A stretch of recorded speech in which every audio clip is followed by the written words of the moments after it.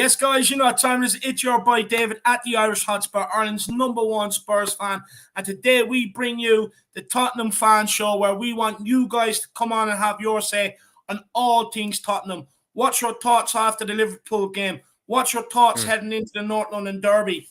I also want to touch a bit on Conte clapping back at Jurgen Klopp today, which I'll share my thoughts on in a minute. You know, and I also want to find out everyone's favourite North London Derby memory heading into this game. It is a big one this week. We need to avoid St. Tottenham's Day and Chelsea and the Arsenal fans celebrating getting top four in our own stadium. They cannot violate us like that. That cannot be allowed to happen. So it's an absolute huge North London Derby. But look, Jack, how are you keeping, my man? You buzzing? Happy?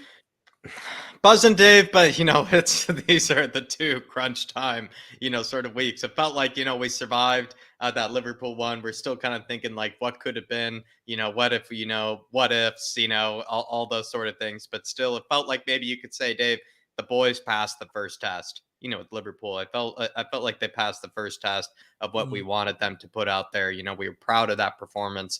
Regardless of, us not getting all the points that we wanted, we could still say they put in a tough and a very good performance regardless. Now up for them to do it the second time around, Dave. They're not done here. They can't just do it once. They got to do it a second time. So to be honest, Dave, to answer your question, a bit nervous because this is the one where they really have to prove themselves for sure. And this is the one where it could change all the momentum, for this top four race. And looking forward to it, Dave. I mean, just 2 days away. Do you know what, Jack? For me, I'm absolutely buzzing going with that play from the Liverpool game. Look, at the end of the day, yes, it could have been so much better. It could have come out with the 3 points and going into this North London Derby with top four in our hands. But we have to remember that nobody gave us a hope in hell going in there. It's one of the best teams in Europe, to come out of there with a point. And if you would have said at the start of the season, come away from Anfield with a point, you would have took it. And for me, look, I'm happy with the result at Anfield. I mean, I'm very proud of the performance the team put in. We closed up gaps. We made Liverpool look very average. We all know that Mane and Salah, they thrive off space, and they'll absolutely, destroy you with the space. But we didn't give them any space. We just blocked Liverpool up and made them look bang average, to be honest with you. So I'm very proud of that performance. But coming into the North London Derby, I mean, Jack, for me, look, rivalries is what it's all about. It's what gets me excited. It's what wakes me up with a hard on in the morning. You know what I mean? I get raring for these games. This is what football is all about. A bit of banter, a bit of passion, a bit of emotion, rivalry. It's what it's about, and that's what this North London Derby is all about. But look, Jack, I do want to talk a bit on, Conte hitting back at Jurgen Klopp after his comments at the weekend. He accused Jurgen Klopp of looking for excuses. I mean, for me, I think Conte is an absolute madman, Jack, and I absolutely love it. The fact that he's taken aim at the Premier League's biggest boys, and the fact that he's ruffling their feathers, Jack, for me, it just shows to me that he has his sights set on them next season. He's not ruffling them feathers for no reason. He's starting the mind games now already for next season, and he has them in his sights. And for me, that gets me excited to see a manager come out and, back the club and, clap back instead of always being the whipping boy, standing up for us. I absolutely love it. But then he's also throwing shade at Arsenal and Mikel Arteta today as well, which I absolutely love. He's really letting off on these managers today, isn't he, Jack?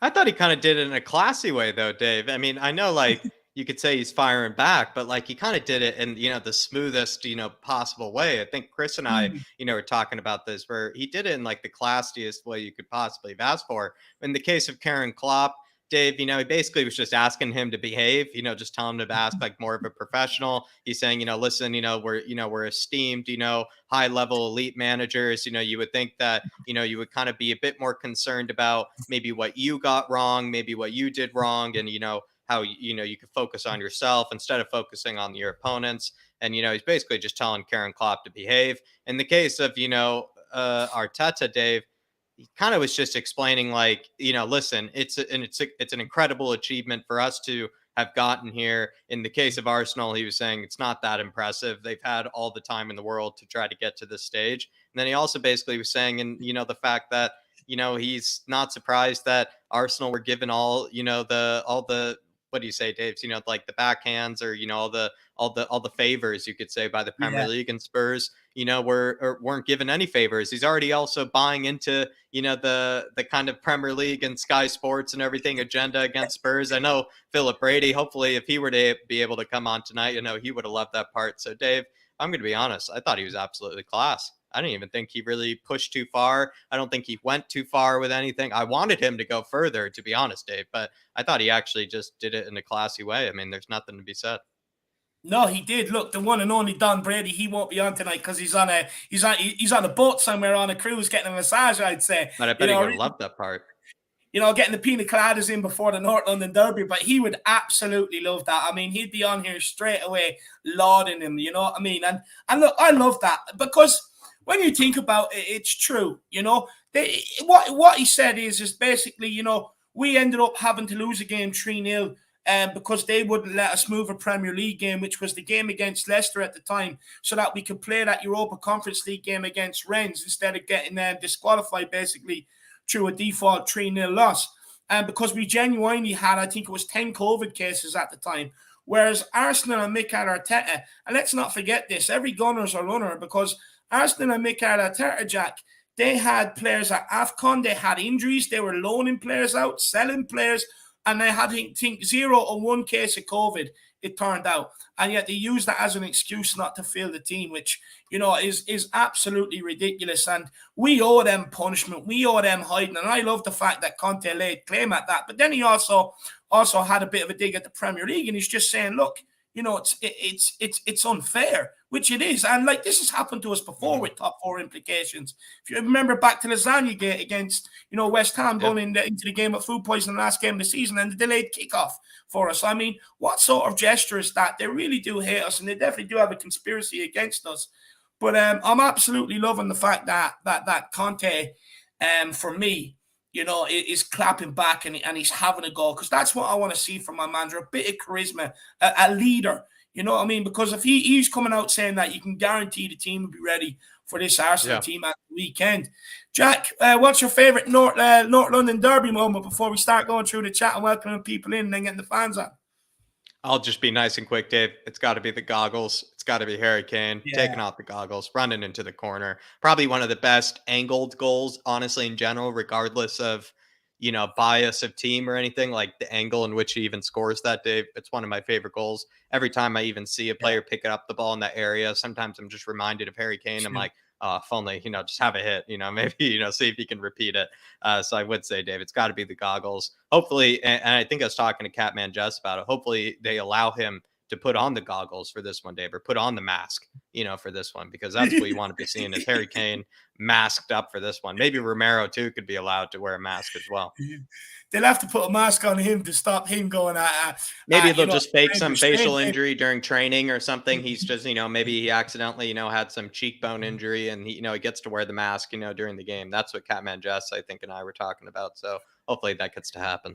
They have to put Romero into a straitjacket before this game. He's jumping at the bit. He's ready to go now, Jack. Before Harry Kane, I mean, Jack, that's my favourite all-time North London Derby. No moment there, no surprise there. I mean, that was just exquisite. The angle, the bend on it, the curl, the celebration, with the goggles on. Yeah, it's the celebration plays a huge part in it. Looks like a superhero, Jack. Looks like, what is it like?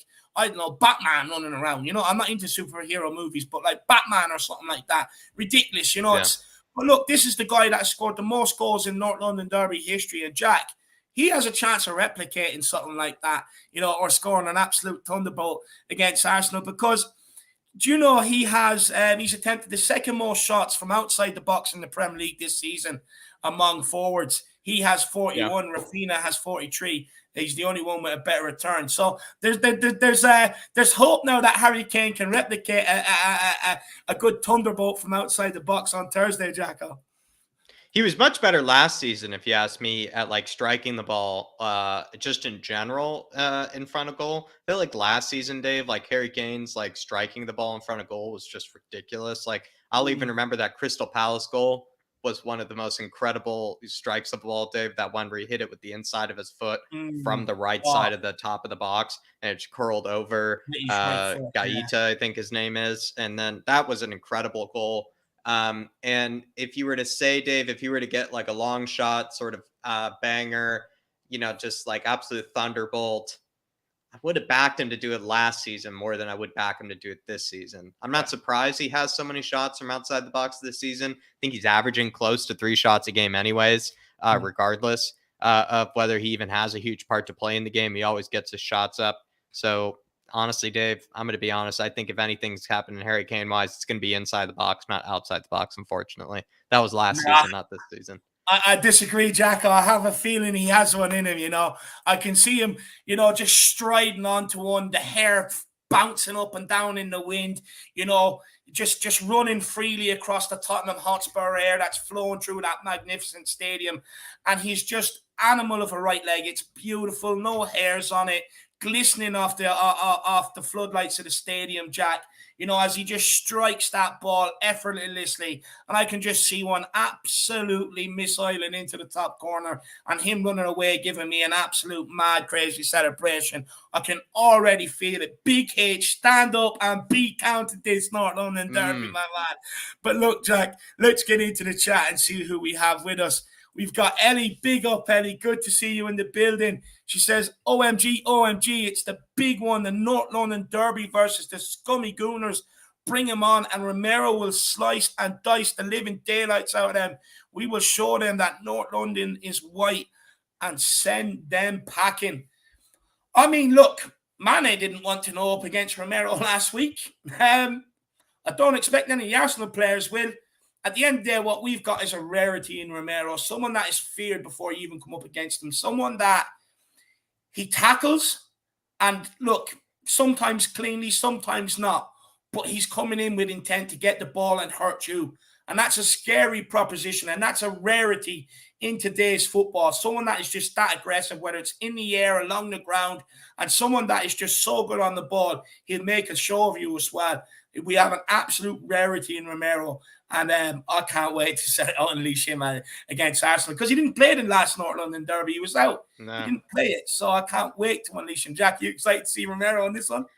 Absolutely. And Ellie as well, that guy in Ketia, he's I don't know, Dave, he's starting to big himself up, he's starting to think that he's all, all the rage, I can tell he's even, looking at himself in the mirror. You can tell a bit more these days. So hopefully, Ellie, all he's getting, on Thursday is just a big taste of the grass that we actually got an award for, Ellie. We actually had, the best grass, in the league this season. So hopefully Romero is just showing every single player on that Arsenal team what it tastes like, what the best grass in the league tastes like. So that's what I'm hoping for, Ellie.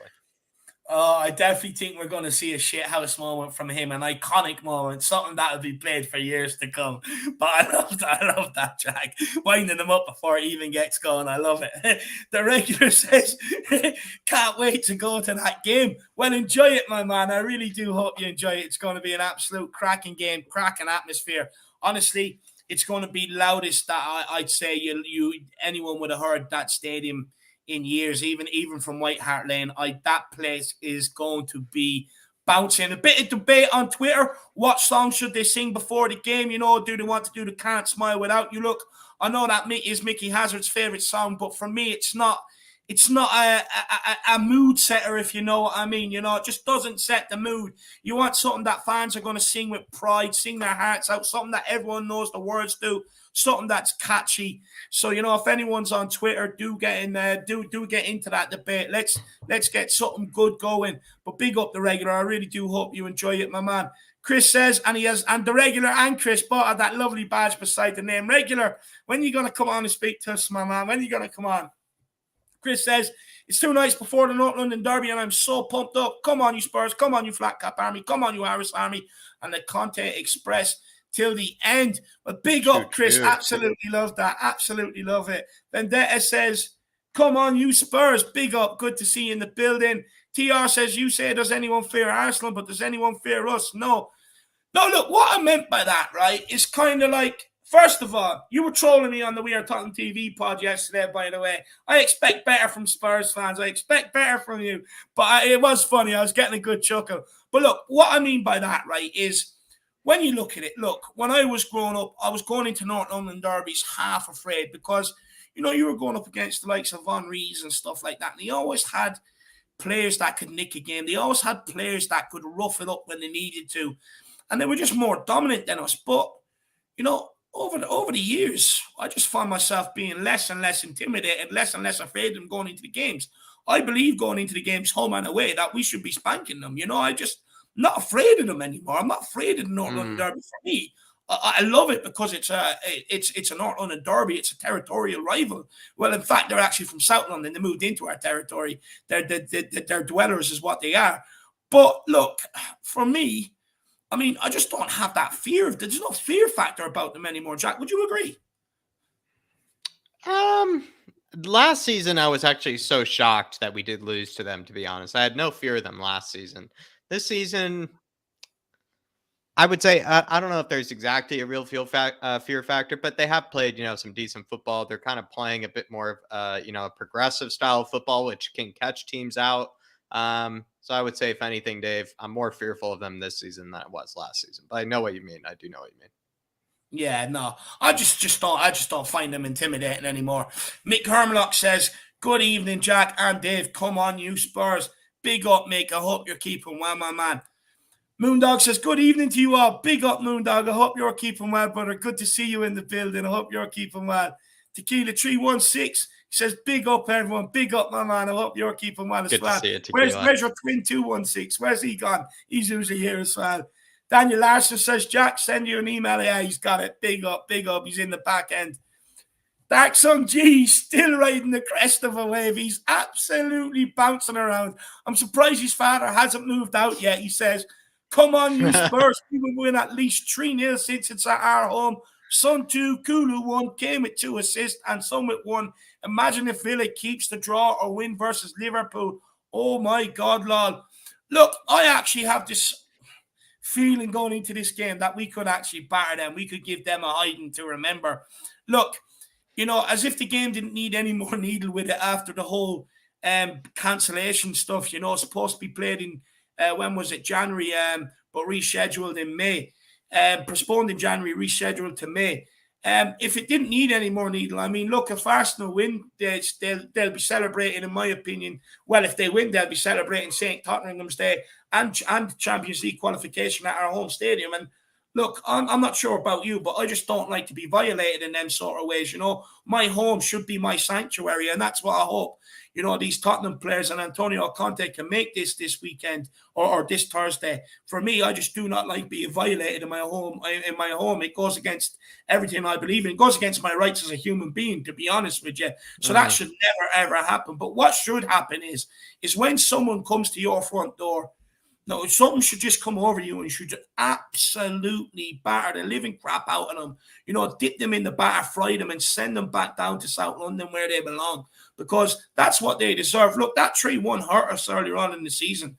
We were 3-0 down after 45 minutes. We got absolutely pasted. And that cannot happen. Oh, in fact, I want to see us up 4-0 after 45 minutes and go at them again in the second half and absolutely batter the living crap out of them. That's what I want. And Dark Sun G, I mean, look, who knew that little old Tottenham would, you know, just completely derail the mentality monsters, as Klopp likes to call them, you know? Who knew? Who knew, Dark Sun G? Muppets. But Jack, you know what do I say, Dark Sun G? Dark Sun G, what I'm expecting is Sonny at least a brace is kind of what's been on my mind recently. I don't really expect Harry Kane to grab, you know, kind of all the goals in this one. I just see Sonny just being really ruthless, because especially if Arsenal were to try to press us, if they were to try to maybe play a bit of a higher line, you do expect someone like Sonny just to absolutely torch players like Ben White, you know, maybe making those runs through the middle and whatnot. So Dark Sun G for me, 3-1, maybe 3-0. Sonny with a brace, if not more than that. Might even go Sonny Hattie. That's my prediction, Dark Sun G. And to be honest, I know Villa maybe are going to be doing a good job, against Liverpool right now, but we already, won the league for Man City. We've done them a favor. We've done, them the service. We're the party poopers, Dark Sun G. The league is already over. It's already established. We already did them the service.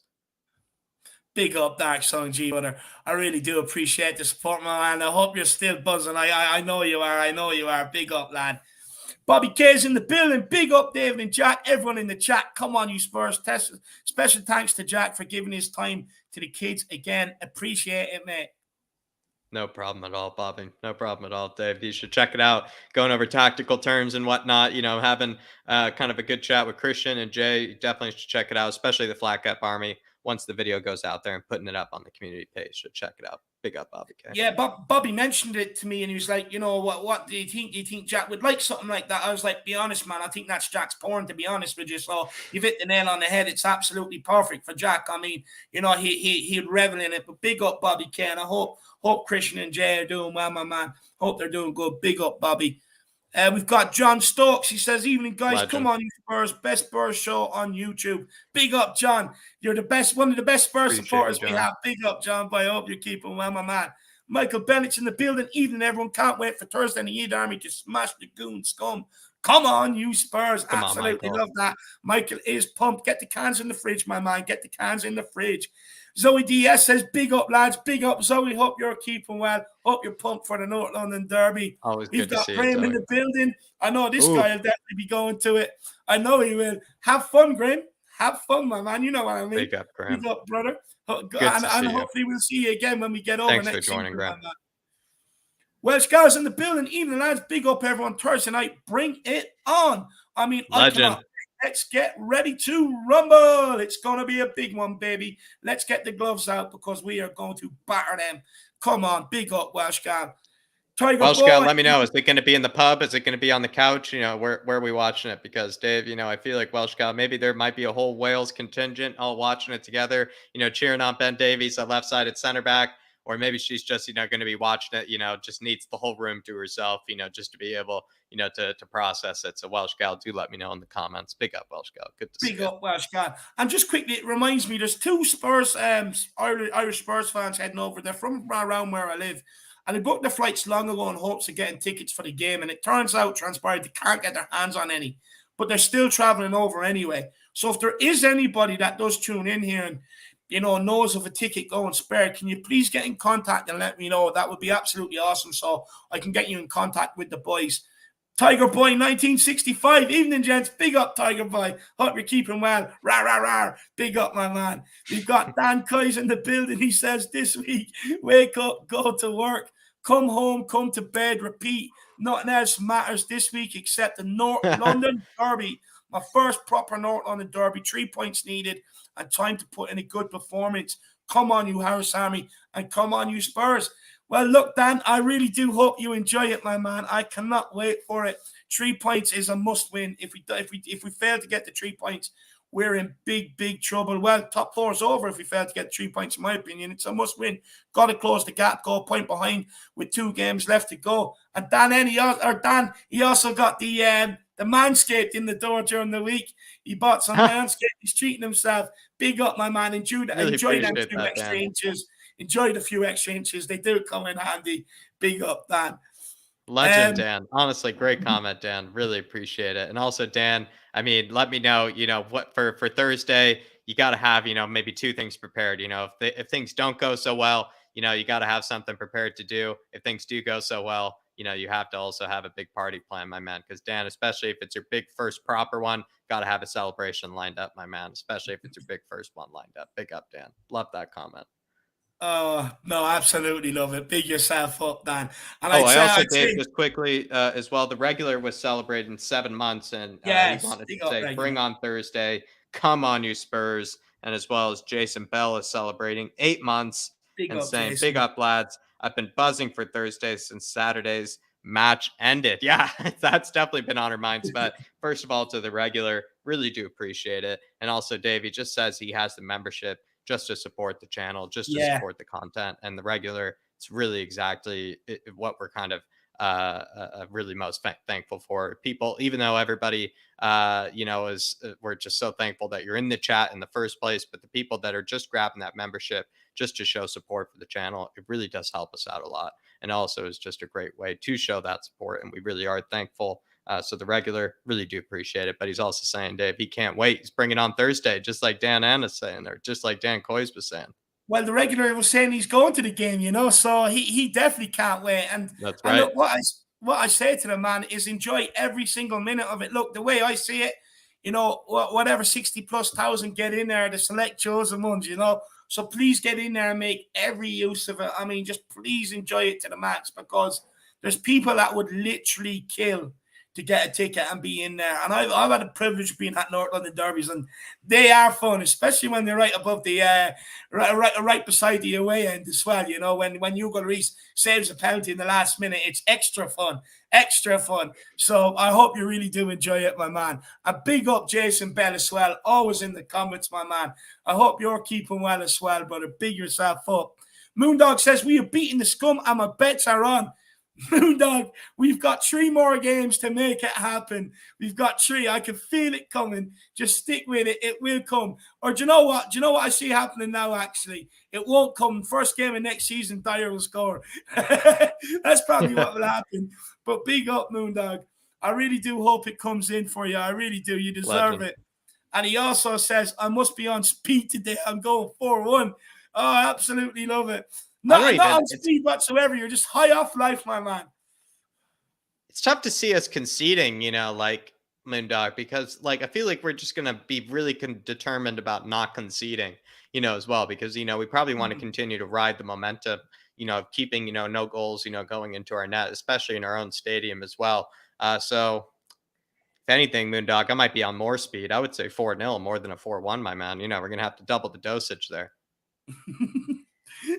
Big up, Moondog. Hope you're keeping well, my man. Good to see you in the building. Let's welcome in a few more, and then let's get into it. Let's crack on. We've got Para Miguel Escobardos, and big up David and Jack. Big up everyone in the chat. Good to see you in, Para. Good to see you in. Yanami says, Romero has taken no prisoners. Snap everybody. Yes, he will. Honestly, they probably have to put him on a few cameras this week, I would say. Paddy Higgins is in the building. Says, even the lads, biggest game of the year on the horizon. The filth at home, I want to hammer them. I want to embarrass them. Man for man, I want them all in our pocket. A glorious day awaits. Yes, it does, Paddy. I cannot wait. Look, it'd be like the second coming of Christ if we beat them, I cannot wait. It's going to be absolutely unbelievable. Big up, Paddy, and I hope you're keeping well. And that lovely badge beside your name. Thank you for being a member, my man. Young Putty says, come on, you Spurs. Absolutely love that name. Big up, Young Putty. Hope you're keeping well. Let's just make sure we haven't missed anyone. We've got Dermot in the house. He says, big up, guys. Big week for the team, but we have to finish the season strong. Even if we finish it, we have to build on this. We are Tottenham Hotspur Football Club. We will rise and win cups again. # come on, you Harris Army. Dermot, look, we have to. It's absolutely massive. We just got to restore a bit of pride as well around, London, and it starts with North London. We got to absolutely embarrass them, like Paddy Higgins was saying. And look, interesting for me, you look at Tottenham and Arsenal now, they're both sort of like on an even keel. And it's kind of like, which club now is better equipped, better suited in all aspects to be able to push on now and challenge for silverware and challenge City and Liverpool. Maybe let me know in the comments, guys. But big up, Dermot. Good to see you in the building. I hope you're keeping well, my man. Who else have we got? Just make sure we don't want to miss anyone. Fiona's in the house. Hopefully, Arsenal give Arteta a new contract early. Will be the same as the manager of the month curse, and we can sneak top 4. No, look, I hope so. Yeah, hopefully he gets too complacent. Lego head. Hopefully he gets too complacent. And look, if we beat Arsenal, I think they've got a young, naive squad, that would buckle under the pressure. I think they've got a young, inexperienced Lego head as a manager. All he is a comb boy. And I think the pressure will be too much for them. But big up, Fiona. Good to see you in the house as well. Claude Murphy, he says, big up you Spurs. My man, I hope you're keeping well. Big yourself Good up. to see you, Claude. Jack Burford's in the chat. This guy's an absolute legend. He's in the background as well. I can't wait to speak. Big up, Jack. People might know him from Spurs Related. William Pretty's in the house. He says, "You can't see us losing, neither can I, my man. Big yourself up." Nick is in the building. I fought for punks. Jump up to get beat down by brand Nubian instead of can't smile. I love that, Nick. I love that. Yeah, that can't smile without you. It's not really a party, sir. We need better, my man. Love it. Big up, Nick. Hope you're keeping well, brother. Neil Shaft in another one with a badge beside his name. Don't you have to be considered an owner of the home to be violated as opposed to a renter of the home? The way Levy treats Spurs is Levy Estates. No, look, if you want to get into technical terms, yes, but at the end of the day, it is our home, my man. It is our home. But big up, Neil. I do get what you're saying. Good to see you, Neil. Brian Dago would be proud of that one. Brian Dago would be proud of that one. Big up, Neil. Matt C says, "Big up, boys. Too bad I am in school for part of the game on Thursday." That sucks, my man. Look, pull a sickie. You got to get off early, you know. Just pull a sickie. You got to do it. Rufus, pull long restroom break, maybe, Matsy. You know, nice, 45-minute, one at some stage. Who knows, Matt? Maybe you'll figure it out, Matt. You'll figure it out. Big up, though, my man. Oh, I love it. I love it. Big up, Matt. Rufus Roughcut is in the house Thursday. Come on, you Spurs. I cannot wait, Rufus. Good to see you in the building. We've also got Scotty Hynam. He says, "Big up, Flat Cap crew, and come on, all you Spurs. Good to see you in the building." Adam Phillips as well. He says, "Kulu is gonna run the show. I have a feeling, my man. I hope he does."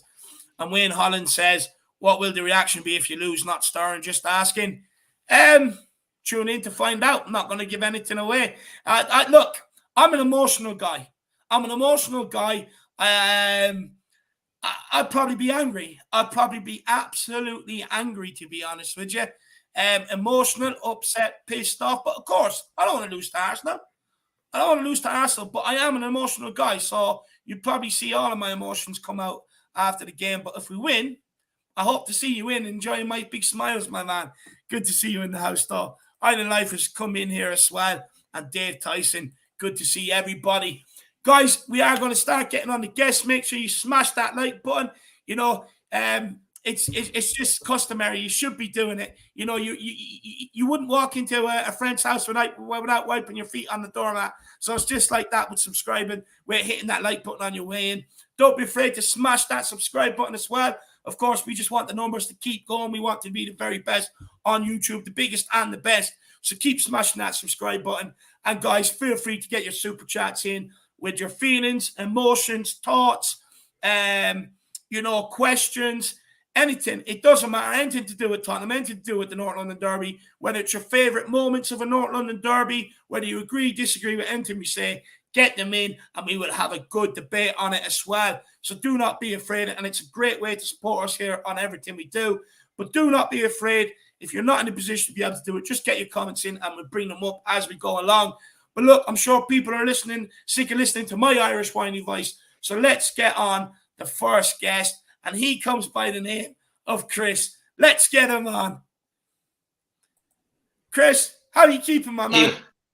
Evening, lads. Long time. How's everybody? I'm absolutely Doing pumped right. up. I'm in a defiant mood, to be honest with you. Everything else is just shite around me now. But, Tottenham are the best just purely because North London Derby week is here. So I'm absolutely pumped. How are you? I've been pumped since Saturday. Yeah, you're kind of like Jason Bell. You can't. Just the moment the Liverpool game ended, you just couldn't wait till Thursday. I've just got the adrenaline. The adrenaline's pumping for that game. The adrenaline's pumping already. Now, did Karen Klopp ruin any of that adrenaline, or did he kind of add to that adrenaline? With some of the words that he had to say after the performance, Chris. I can't say nothing because Conte put Jurgen Klopp back in his place. Yeah. Conte told him in the most politest way, mind your own business and do your own job.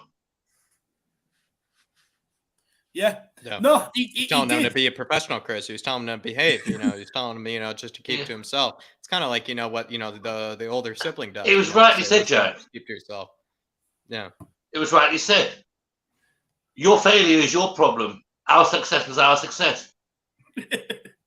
So true. It's so true, Chris. Hey, David, remember one thing, right? We're the only team in the Premiership to beat Manchester City twice. Yeah. The only team to go to Liverpool, home and away, and take a point off them. Yeah. And we got the pleasure of pissing on Jurgen's bonfire as well. Yeah, no, 100%. But you know, the fact that like Conte is setting his sights on Jurgen Klopp, because this isn't going to go away. This is going to carry into next season. He's had a dig at the Premier League today. Arteta, Arsenal. Does this excite you, Chris? Having a manager that's willing to get in and you know put the mind games out there, because it bloody well excites me. David, it's too early to say how it makes me feel, David. It's too early. We'll have to leave you in a room for 5 minutes to find out how you feel, I suppose. But look, I think the Manscaped might have to come out for that one, Dave. You know what I mean? 100%. You know, Chris endorsing the Manscaped. You gotta love it. But look, Chris, I mean, before we get into the North London Derby and that, I mean, what was your thoughts coming away from Anfield? Were you dejected? Were you happy? I was frustrated at first because we could have won that. We should have won that game. If we'd be able to just being greedy and taking that header on, that he's got left or right side choices is where he puts that header. But then I look at the flip side, a point at Anfield. Who else is going to do that this season? Liverpool are a team at home. They are sometimes unplayable, and as you rightly said, we made them look average. Yeah. Even Emerson had a good game. Yeah. Very good game. What do you make of that, Chris? Do you think he could carry on that sort of performance into the North London Derby, or do you think that was a one-off? I hope so. I hope so. The only downfall for the Liverpool game was seeing Harry Winks appear on the pitch. That was the only bad part of the game. But the rest of it was spot on. I loved every minute of that game until the 85th minute. Yeah. 100%. And look, I was just very proud of how we turned up. I mean, look, there was a lot of questions going into it. You know, will we buckle under pressure? Are we capable of getting an enter from the Liverpool game? And the fact that we stood up, you know, to be counted, I absolutely love it. But Chris, I also came by way of feeling from the game that it gives me excitement going into next season, because if, you know, at the end of the day, if we want to go and challenge for Premier League, which is ultimately what fans want now, we want trophies, we're getting restless. And like, if we're going to like even, you know, lift the domestic cup, it's inevitable that you're going to come up against Man City or Liverpool along the way somewhere, more than likely later on especially in the domestic cup cases. But what I came away feeling is that if anybody, you know, is equipped in this Premier League to be able to mount a challenge or get the better of them on their day and help us lift the cup, it's Antonio Conte, because like you said, the record definitely unbeaten, the record against Liverpool unbeaten, and it's imperative that he gets full backing this summer. He has to. Definitely agree. I agree with that, and I think with Conte, the fear factor of playing those big clubs, the so-called big clubs, is gone. We showed no fear on Saturday against Liverpool. We showed no fear at all to them. All right, they had the possession, big deal. But we still went toe-to-toe with them, and Romero with his crunching tackles. I dread to feel what's going to happen to Nketiah tomorrow on Thursday with Arsenal. I think he's going to come off with at least a broken leg. I think Romero's going to eat him up. Romero's going to eat him alive. No, he will. He will. I for it. It's like sending the lambs to slaughter. It's not fair at this stage. He's going to show him what that award-winning pitch tastes like, Chris. Yeah, I think like a threat will be too scared to come on as a sub, saying, "Nah, just keep me off. I don't want to go on there. I'm scared." Chris, let me speak about lack of threat for a minute, right? So he's Arsenal's chief creator this season with 7 assists. Kulusevski's only been here since January and has 10 assists. I mean, does it show that, you know, our forward line actually is a lot more powerful than them, considering, look, we all know about Son and Kane, but considering we bought a guy in January and he's already done more than a guy that's been there and hasn't offered a threat. Kulusevski's world class, lack of threat isn't. That's all we have to say. If you were doing a predicted 11, would any of their front line get in over Kulu, Son and Kane? No. You don't think Saka gets ahead, Chris? No. What's even crazier is Martin Odegaard. Martin Odegaard is kind of viewed as one of their best players this season, kind of the reason why they're in this position. Kulusevski has more goal contributions already than Martin Odegaard so far. Don't worry about Odegaard. Martin Odegaard, I think, he's played 33 games in the Premier League, Dave. He's played 33 games. Wow. In the Premier League. Yeah, but Jack, you don't have to worry about Odegaard because Bentancur's going to eat him alive. Don't worry. Don't have to worry about him. What do you make of the partnership that Bentancur and Højbjerg have formed? Because, you know, we all seen how bad it was, you know, before Bentancur came here, and since and there was a massive debate, and we were talking about this after the game at the weekend. about Højbjerg and Winks. There's no discussion.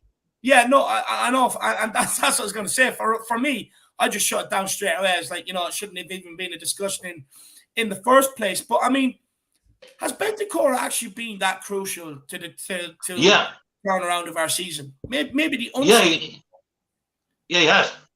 When we had Stinks in, Højbjerg was having to do the job of 2 players, which was impossible. Bentancur has now come in and steadied that midfield. So Højbjerg is able to get forward as well and pose a threat. Whereas before, when he had Harry Winks next to him, he had to stay back, cover two parts of the midfield, and still try to get forward, which was making Højbjerg look bad. Let's be real. It made him look really bad. But now you've got Bentancur, who's class, with him, who's making him Højbjerg even better. Do you think maybe Bentancur's tailed off a little bit lately, though? Because in terms of, and what I mean by that is when we were slapping teams, he was just getting the ball off the back line, putting it into Harry Kane. It was so simple. You haven't really seen that in a while. I think he's been carrying a little knock, so he's not being 100%, but he's slowly getting back to his. I think so, but he's slowly getting back to his. He's getting back to his normal self. You can see some of the tackles he put in on Saturday against Liverpool. Well, or should I say Liverpool even? No, 100%.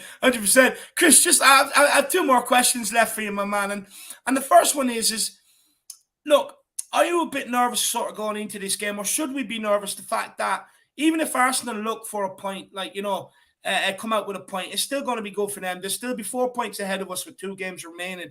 Should we be nervous the fact that they might actually come into this game, sit back, and put the onus, keep it tight and put the onus on Tottenham attack? Because as we know under Antonio Conte, we're much better counter-attacking than what we are actually being the team with the onus on to attack. I'm not nervous. I'm expecting at least 3-0. I'm expecting minimum 3-0. Because our attack at the moment, every time we go forward, it looks like we're going to score goals. No matter what. If it's Kulu going forward, he's going to do something special. Sonny, what we know he was capable of. Harry Kane, Class A Harry Kane. We know what he's capable of. Yeah. But now with that midfield behind us, I think the midfield's going to be a key to that game. Yeah. So do I. And I think this will be Hugo Lloris's 21st North London Derby as well, I believe. It's going to be a good occasion. It just goes to show how long he's been. And I believe it's the first London Derby in front of 60,000 people in the new stadium since it's opened. So that's going to put the extra onus on the Tottenham supporters, because it's going to be a full house and the stadium's going to be rocking. Yeah. Just quickly, Chris, as well. What song do you believe Spurs fans should be singing before the game instead of Can't Smile Without You? It's got to be Glory, Glory Tottenham, because that's what it is. Because that's what it's going to be at the end of the game. Glory, Glory Tottenham. Actually, maybe switch it around. Maybe just do Glory, Glory Tottenham Hotspur. Each when we win at the end of games and also in the beginning of games. Yeah. Because we're going to smash them anyway. We're going to smash them anyway, regardless. I believe so. Could it be kind of could it be a version? It's weird to always compare things to, to Liverpool's, kind of song, Chris, but do you think it could be something like that? Could it be, could it be something similar for us? Yeah. We're gonna smash Arsenal. No doubt. I meant in the case of Glory, Glory Tottenham Hotspur. Would you want that? Glory, Glory Tottenham. The Tottenham players will be feeling it when they go out in that stadium when they're listening to that song. Trust me. Yeah. The players will be hearing that and they'll be like, "Let's go for it. Let's go for the glory." It could have Never Walk Alone vibes. It could have Never Walk Alone vibes if sung loudly and everything. Yeah. It definitely could. And as I said, the players will be hearing that song as they're walking out onto that pitch, and they'll be like, "You know what? Let's get the glory." Yeah. Well, I'd hope so. I still have my questions whether some of them want glory or not. Definitely in the likes of Winks' case and stuff like that. But look, Chris, don't mention him. Look, you might see him make an appearance at the on Thursday night. You just might. I just think. What? Bench. What? Handing out the programs at the start of the game. Yeah, you might see him. Don't worry about that. That's all right. You'll be out handing the water, telling the boys they're doing a good job. But look, Chris, before we let you go, what's your most favorite North London Derby moment? It has to be Sonny's goal, the top corner in the new stadium. Has to be when he went in the top corner. That was an absolute screamer, absolute belter. I love that. And there was only 2,000 people in the stadium, and it sounded like the whole stadium was full. Yeah. That is the moment that stands out. Yeah, that was it's just the way he created it for himself and then took it, bending it right in. It was absolutely unbelievable. But look, Chris, before we let you go, just quickly, maybe this is maybe the thing that Chris could end off here. Team Mission here saying, "I swear if they sit back, I'm telling Jurgen." Jurgen will give Arteta some advice saying, "Don't do it. It's not fair. It's not fair. It's not right. They stepped back against us. It's not fair." Philip Brady put a good one in the group chat as well. Actually, he was saying that new rule brought in next season. I saw it. Jurgen, how you're going to play before you play them. It was brilliant. Absolutely. I gave Philip the one-worded answer. I gave Philip a reply. I gave Philip the one-worded answer for Jurgen Struck. I love it. But look, Chris, big yourself up, my man. I'm sure we'll see you between now and Thursday. You'll see me again at some point. You'll see me at some point. Right, lads? Don't forget to smash a like, get your subscriptions in and support the Harris Army. And don't forget your Manscaped as well. Big up, Chris. Come on, you Spurs. Come on, you Spurs. Love that. Love you, Chris. Love that, my man. Everyone do what Chris tells you to do. He's an absolute ambassador of the Irish Hotspur. Yes. Big up, Chris, my man. Great calling. But we have more to go. So, look, we'll get through these. Let's take a few more comments, and then we'll crack on with the next guest. We've got William Kelly. Says, "Hi, boys. Big game ahead. Let's do this." Answer to that question, Davey, was between 6 and 7 players this summer. Well, look, William, I mean, it's absolutely huge, and I expect nothing but a win from this game. I'll be hugely pissed off and let down if we don't beat them, especially with what they've done to us at the start of the season. I do not forget about that. And look, yeah, I also believe we need about 6 players this summer, to be honest with you. I'd say 6, and you need at least 4 to come in and make an immediate impact to have a really good squad. Look, it's definitely doable. I know people would look at that and say, "Oh, that's an awfully big number. Surely we're not going to do that." But you have to remember, like, we've been told there's big transfer funds there, but you also have the likes of Harry Winks up for sale. Stephen Bergwijn will be gone this summer. He's pushing for a move. He wants out, and he's apparently we've got bad attitude in training, which Conte will not like. You've got Ndombele still to sell, so, you've also got Carter Vickers. So there's a lot of players that we can actually shift out. Sanchez, Rodin, maybe Lucas Moura. There's a lot of players we can shift out. So bringing in 6 and 7 is definitely reasonable. Jack, would you say so? I think 6 is probably the bare minimum. You could potentially get away with 5, but I don't really see how you could. But I think 6 is the bare minimum. It's what Conte's been asking for this summer, William. You and I have even had a conversation about it, how it's actually quite realistic, to ask for 6. I think 8 is where you actually fix every single problem with the squad. Of course, you still need to get players out the club, William, but 8 is probably what fixes every single problem at this club. 6 is probably what's doable this summer. It's a lot to ask to get 6 done this summer, but I think is what we should expect, and that is what we should be looking for and holding the club accountable for. 8 is probably what's needed in order to really fix every problem at Spurs, in my eyes at least, William Kelly. Big up, my man. Yeah, big up William Kelly. And really appreciate the support, brother. Really appreciate the support, my man. Big yourself up.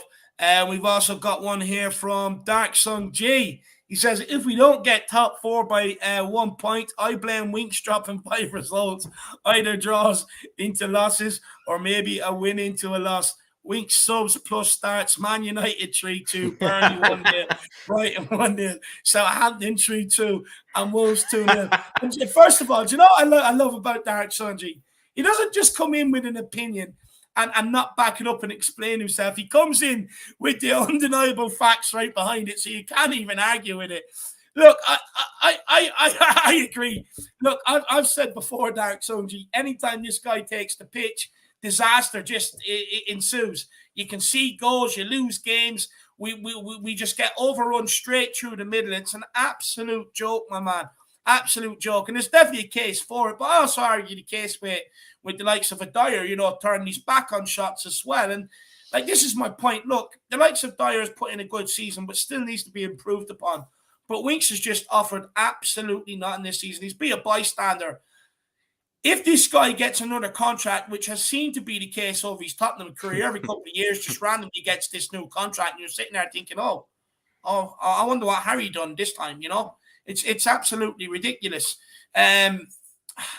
Look, he's definitely brown-nosing around that training ground somewhere to be getting the contracts he's getting for sure, and it cannot keep continuing. But Dark Sun G, I fully agree with you, and I mean, I'm just glad that I have someone that understands the whole Winks thing on my level.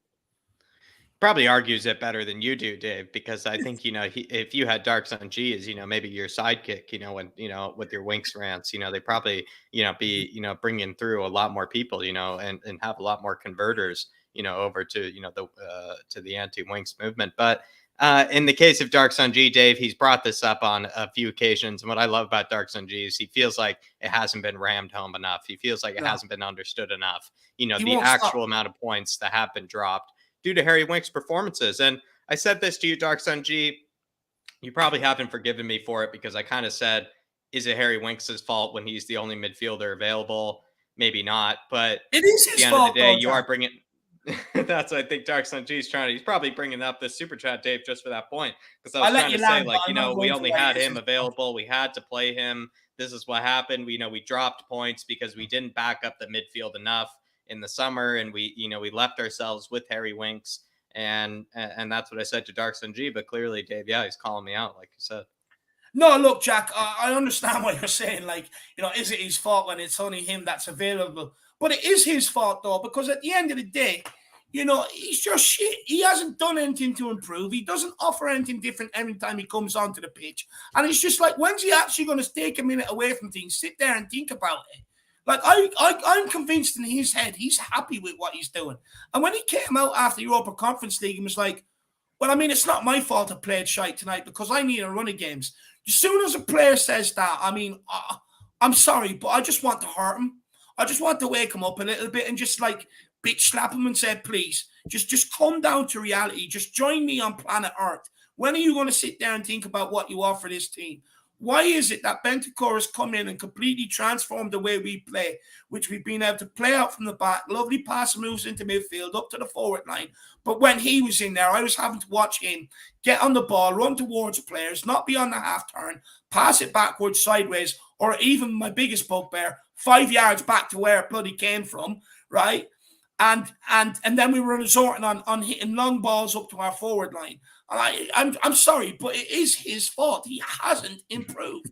He's got everything known to man, the best dietitians, best doctors, best training facilities, everything to take care of the guy, and he hasn't improved. It's his fault. And that's what's wrong with the culture at this club, Jack. It's not his fault. No, it is his fault. I don't care. If he's not good enough, he shouldn't be here. He should have pushed for a move long ago. But big up Dark Sun G. And Dark Sun G, do not give this up until he leaves, my man, because at the end of the day, and I only say it out of nice because I just want what's best for my club. I can't handle it anymore. But big up Dark Sun G. Really appreciate the support, my man. You really got me going there, but I wasn't expecting that on a Tuesday night. Just quickly, Adam Phillips, I don't know about the best doctors. Actually, sorry, I went off a bit there. I actually love that, Adam. I actually love that because Conte would have said the same thing, Adam. Conte would have said the same thing, be like, listen, Dave, I'm not sure about the best doctors, but, continue on. But I'm not sure about that, especially because, Adam, all they're doing is just talking about toothpaste with Dele Alli instead of figuring out what's actually wrong with some of these guys, in the first place. So you're absolutely right, Adam. Bar? Some of them conversations, I'm sitting there, I'm like, this guy's got bigger issues to worry about not playing football, rather than sitting there ranking his chocolate bars from 1 to 5. I mean, that's something I expect from me and you to do, Jack, at the start or at the end of a show. You know what I mean? Just for a bit of a laugh. Not a player that's playing shit. It's just unbelievable what was going on. It really was. Rob Coyne, big up, brother. I hope you're keeping well. He says, big up, boys. I was watching the Pool Villa game. Drop came back to Cam and signed Ings for 30 million. get that singer that opened the stadium in terms of a song. Look, without a doubt, I think we do need another striker for sure this summer, or even someone that can play anywhere across the front three. Because if Kane did get injured, you could probably put Son up there. But like what it does do, it gives us flexibility that we can get Kane to operate and drop deeper in a deeper position, but still have someone up there to be that vocal point. And it gives us options, my man. And look, Ings is a good striker. Ings, look, he was unlucky at Liverpool. He had a lot of injury problems, but he was very, very unlucky at Liverpool. And I rate Danny Ings. I mean, usually when he gets a sniff at goal, he takes the opportunity. But we've missed out on a number of players like that. I mean, you look at Edouard, who went to Palace, 12 million, could have signed him up. You look at Callum Wilson, went to Newcastle, could have signed him up. I mean, we've got to it's important we get someone in this summer, 100%, my man. And look, that singer that opened the stadium, I wouldn't mind having her back for the North London Derby. It's a bit show-off-ish. But you know what? If you win, it kind of would rub it in their face. It's like, look, no matter what you do, we just do everything better, And I kind of would like that, but it's a risky because if you lose, you're going to be mean left, right, and center. I don't know. Get Adele. I'd get Adele Rob Coin. I'd get Adele Rob Coin. I mean, I think what another thing that Spurs do boast is probably the best celebrity cast. If you were to build a celebrity 11 of Spurs fans, it'd probably be the strongest 11 you could build, of celebrities. Of any, kind of football fans, because I don't know, Dave, I just feel like we have by far, the best to choose from. So Rob Coin, I'd say Adele, probably would be more than happy to open up for the stadium. In terms of dropping Kane to a cam, I could see that happening if Kane wanted to stay here a bit longer. And if he wanted to stay in the Premier League a bit longer, that's how I could see him surviving the Premier League a bit longer, is playing as more of like a cam of some sort. I'd actually see that working out. Or I see Kane eventually, once he turns like 35 or 36, Rob, he needs to move over to the Serie A, get an extra 6 years out of his career, move to something like a Sampdoria or something like that. He would get like 6 years over there as well. So, Rob, I would say once he turns 30, move to a cam. Once he turns 35, leave the Premier League, move to the Serie A. That's what I tell Kane to do. Big up, Rob. And I just tell Kane, never ever leave Tottenham Hotspur, my man. Play until you can't play it no more. Big up, Rob Coyne. Really appreciate the support, my man. A good suggestion on what songs should be sang before the game, brother. Big up, my man. Hope life is treating you well over there as well. The bottom do it. Good to see you in the building, buddy. Hope you're keeping well. Says last 4 matches, they scored the first goal in the 13th, 3rd, and 38th minute and the 5th minute. We need to start strong and not sit back. Xhaka and Odegaard are good enough to score from outside the box. Yeah, true. Yeah, look, Arsenal, they do try to start fast, but look, I just believe this one will be different. I think if the crowd can be loud and raucous before the game, I think they're already intimidated before kickoff, to be honest with you.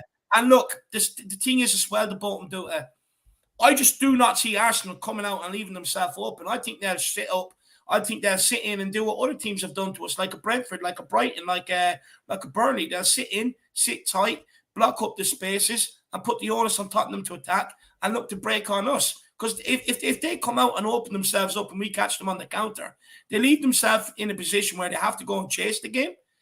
And for me, a draw is a good result for them. I just cannot. I think it'd be very naive of them to come in and open themselves up. But look, at the end of the day, they do have, an inexperienced Cone man in charge. So he might actually play into our hands, but we'll wait and see. And look, as far as Xhaka, I'm not worried about his shooting outside the box, my man.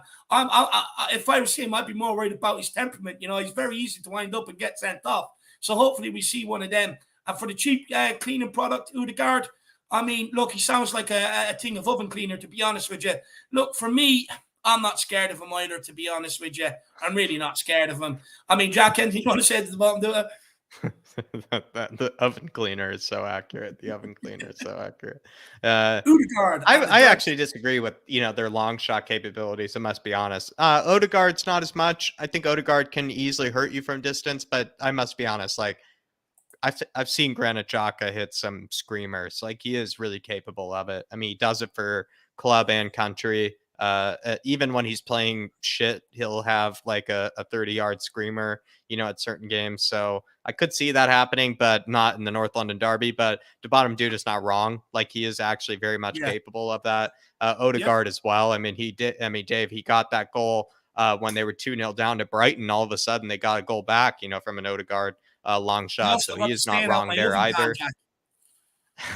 So the oven man is capable of a screamer, but as well, they have started very well in the beginnings of halves, and in fact, they seem to start better in the first 20 minutes than they do in the rest of the game. In fact, you could say their best spells of any game seem to be in the first half to Bottom Duda. So everything you said here, Dave, is quite accurate, and I think he's just given us the lowdown or the scout report. So to Bottom Duda, I think you're more than right, my man, and really I can't disagree with you. I think you're absolutely right from what I've seen in the last 4 matches. Let us know, the Bottom Duda. Do you actually think they will come out and let me know why, my man? But big yourself up, the Bottom Duda. It's good to see you in the building. Dark Sung G says this show winks lovers that he should go because he loves being compared to Tanguy and Lo Celso and Dele. Since we shipped all three of them out, his level showed. Also, Skip joining first team and Ben joining helped show how bad he is. I mean, Jack, what do you think of Dark Sung G's comment? I mean, it's all factual. It was bad though, Dark Sun G. It was bad when people were really starting to think that Harry Winks was kind of sort of coming into his own. All of a sudden that he was actually what we really needed in midfield. We needed to cater to Harry Winkston because he was the reason for the creativity. He's the one creating all the chances for us. Those were some dark days, Dark Sun G, and I'm not surprised that you probably might be quite traumatized from that, because considering how many points that guy actually made us drop, yet people are praising him for the times that we drop points with him at the wheel as well, Dark Sun G. So I must be honest, like it was some dark days back then. But Tanguy, Lo Celso, Dele, I might be crazy here, Dark Sun G. Maybe I'm just full of hot takes today because the chat's honestly not liking what I'm having to say so far. I must say, Dark Sun G, I would take Tanguy, Lo Celso, and Dele back before keeping Harry Winks. I would take any one of those three, I would take back before keeping Harry Winks. That would be my opinion. And I know that sounds a bit crazy, and probably Conte wouldn't like me for that either. That's just my take, Dark Sun G, my man. Look, seeing all these names, I'll have to go and listen to Pavarotti in the dark for an hour just to kind of find some solace and some peace now after seeing all these names, Dark Sung G. But look, for me, I mean, look, at the end of the day, and I know Stevie Fraser says underneath, you can't be better than what you are. It's a bit harsh. I get it, but Winks' performance have been harsh on me. What about us fans? That's harsh on us. At the end of the day, I love Tottenham Hotspur Football Club more than what Harry Winks does, and I know I do. It's all I do. I'm such a loser, but at the end of the day, his performances are harsh to me. At the end of the day, just be honest with yourself. You're not good enough. You're not good enough. But there's no excuse for not to see any sort of improvement from the guy either, though. He's been there for years in the shadows, in the backgrounds, sitting on the bench, warming it. What's he doing during the week? He's definitely not doing any gym work, because the first thing I would have done if I was Harry Winks was try to put on a bit more muscle so that I could compete physically, at least in the midfield. And he hasn't even done that. I mean, he's probably still waiting for someone to tell him to do it. But look, at the end of the day, Dark Sung G, look, the only reason why he stayed instead of Tanguy, instead of Lo Celso and Dele Alli, is purely based on attitude. And if you go back to what Conte said, he said Winks' attitude is better than theirs. Now, he also went into this sort of mumble-jumble about Winks, how great of a guy he is, lovely hair, great eyebrows, everything else. But at the end of the day, it's 5D chess. The manager has to say that just in case he ended up having to rely on Winks, which he did, so that he'd get a performance out of him rather than go Winks scores. Well, I'm Winksy, I'm not performing for you because you dissed me in the press, So it's 5D chess. But at the end of the day, he's just got to go, Dark Sung G. It's that simple. Look, Winks has lived at this club purely through his homegrown coming through the academy. He doubles up on the registration for Europe and for the Premier League of English quota and someone that's come through the academy. And he doesn't have that safety net anymore because my man, Ollie Skip, the next Paul Scholes, he has taken that role. So big up, Dark Sung G, brother. Really appreciate the support, my man. Dark Sung G, I think you and Dave need to one day just do like a podcast on all the Steve Hitchen, kind of, days of the club, and you and him just, do like a 10-part series or something on the Steve Hitchen days of the club. that have put us in this situation. I know Dark Sun G, Dave, he'd hit you with all the stats, all the facts, and you and him would just go off on one. So Dark Sun G, hit us up with that email in case you want to get that podcast. Well, I mean, last time I tried to do a show on Harry Winks, people told me it was unfair and I better take it down. I mean, I was only presenting the stats that Winks put out there from his performances, and people didn't like it. I mean, I tried my best. I did try. Pick up, Dark Sun G. Pick up, my man. I don't understand it. It wasn't my facts, Jack. It wasn't stuff I made up. It was all facts that Winks presented us. Phil President, I think I follow him on Twitter as well. I think the Philadelphia Spurs fan saying that's the Enoch standard, David. Unfortunately, Winks is our new Carroll. He stinks out the squad. This is why I don't want Skip's development rushed. But we have a poor culture, just like at PSG. Carroll was better than Winks. At least Carroll scored goals. Carroll was better than Harry Winks. You know, I would have rather kept Carroll than have the emergence of Harry Winks, to be honest with you. Look, we've no doubt about it. We've had a terrible culture, absolute terrible culture. I mean, under Jose Mourinho, it was a cesspit. Under Nuno, it was a bit of a cesspit as well. But since Conte's come in, he's kind of got it sorted out and straight. And you know, he's just shipped players out. Auria's contract was terminated at the start of the season. And Ndombele turned into Ndombele. How quick can you get to France? Dele Alli, I mean, he's gone to Everton and he's still hiding in his bedroom. And, you know, Lo Celso has gone to Villarreal. And, you know, since all these players are gone, apparently Celso is a bit of a weirdo. No one liked him around the place anyway. So it's good that they're all gone. Can't have this bad culture setting in and you're keeping them around just because you wasted big money on them. Would then employ better than Steve Hitchen. That's simple. Yeah. Moondog saying, replied to your email, Jack and David, sent your postcode. Really appreciate that, Moondog. I don't know what happened. Seemed to maybe be something on just the post end. So I do apologize about that, Moondog. Like I said, I was glued to the chair, waiting for that annoying buzzer, you know, to ring for that post coming in from Moondog. So might have to go for a second try. Really do appreciate it, though, brother. Really do. And also, thank you for the super chat earlier on Stats with Jack earlier, Moondog. Yeah, that was way too kind, my man. That was way too kind. There's no need. It's just sit back, relax, and enjoy it. But still, he's that generous. Really appreciate it, my man. Well, if anyone actually really likes the Stats with Jack, as soon as the show's finished, they can do a new thing called Super Tanks. It's this new thing that's come out. I'm dying for someone to do it. I want to see what it looks like. Lightwork saying Harry Winks' baby face is the only reason I like him. Dave, it's the eyebrows, you know, it's the haircut, you know, it's the cute little freckles as well. You know, it kind of is, you know, it's a likable face to a degrry as well. Maybe it's just kind of, if you're a teenage girl, Jack. If you're a teenage girl that likes posters on your wall, it's a lovable face. You know, this is what annoys me. You have all the, like, you know, 16, 17. Oh, Winks is gorgeous, isn't he? I'm sorry, but I don't rate a player on how good his eyebrows are. I mean, you know, that's my missus's job. My missus is expected to sit there and look at the Tottenham stuff and go, oh, yeah, geez, who done his eyebrows? They're 10 out of 10. They're on fleek. Is that the new word they use? You know what I mean? It's ridiculous. Whereas, like, that it's just... I don't care whether he's babyface. That's something a teenage girl cares about. That's something they have posters on the wall and, oh, Harry, we love you. Look, that's what they do. Not for me. I don't judge a player on their football or on their looks. I don't do that anyway. You're not allowed to do that this day and age anyway. I judge a football player on his actual ability and what he's being paid to do. That's how I judge them. Simple. But look, enough of me.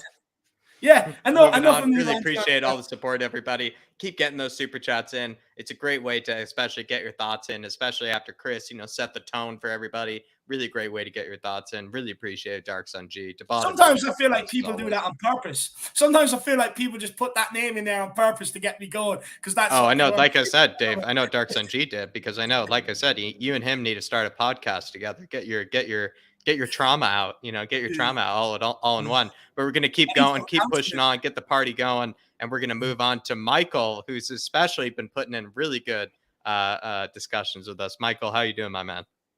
Yeah, you know, I have a nice percentage of nice discussions because I've been here only 2 times, right? So, you know, let's keep up the good work, right? And we like the regulars, so, you know, we love the regulars, and hopefully, you know, you stick by us and, you know, you continue to keep coming on, because David and I, you know, once we get to, you know, with like Brad Matthews, Chris, Philip, once we kind of sit down multiple weeks in a row with people, you know, we get to know them, you know, you know, what they like to talk about and everything. So, absolutely. But Michael, you know, what are we talking about first? You know, Karen Klopp, you know, with his thoughts on, you know, the Liverpool game, North London Derby. Where do you want to go? Maybe let's not talk about Winks. Or maybe if you, David, want to talk about Winks, then we can go on. But Well, you that know, meant, Dave would take away your talking time. If you would talk about Winks, he would get in front of you. But let's talk about this, because maybe we'll start with the Liverpool game. Maybe, do you feel like we deserved more than that than that 1 point? I feel like we were all deserving of 3 points. Don't you agree?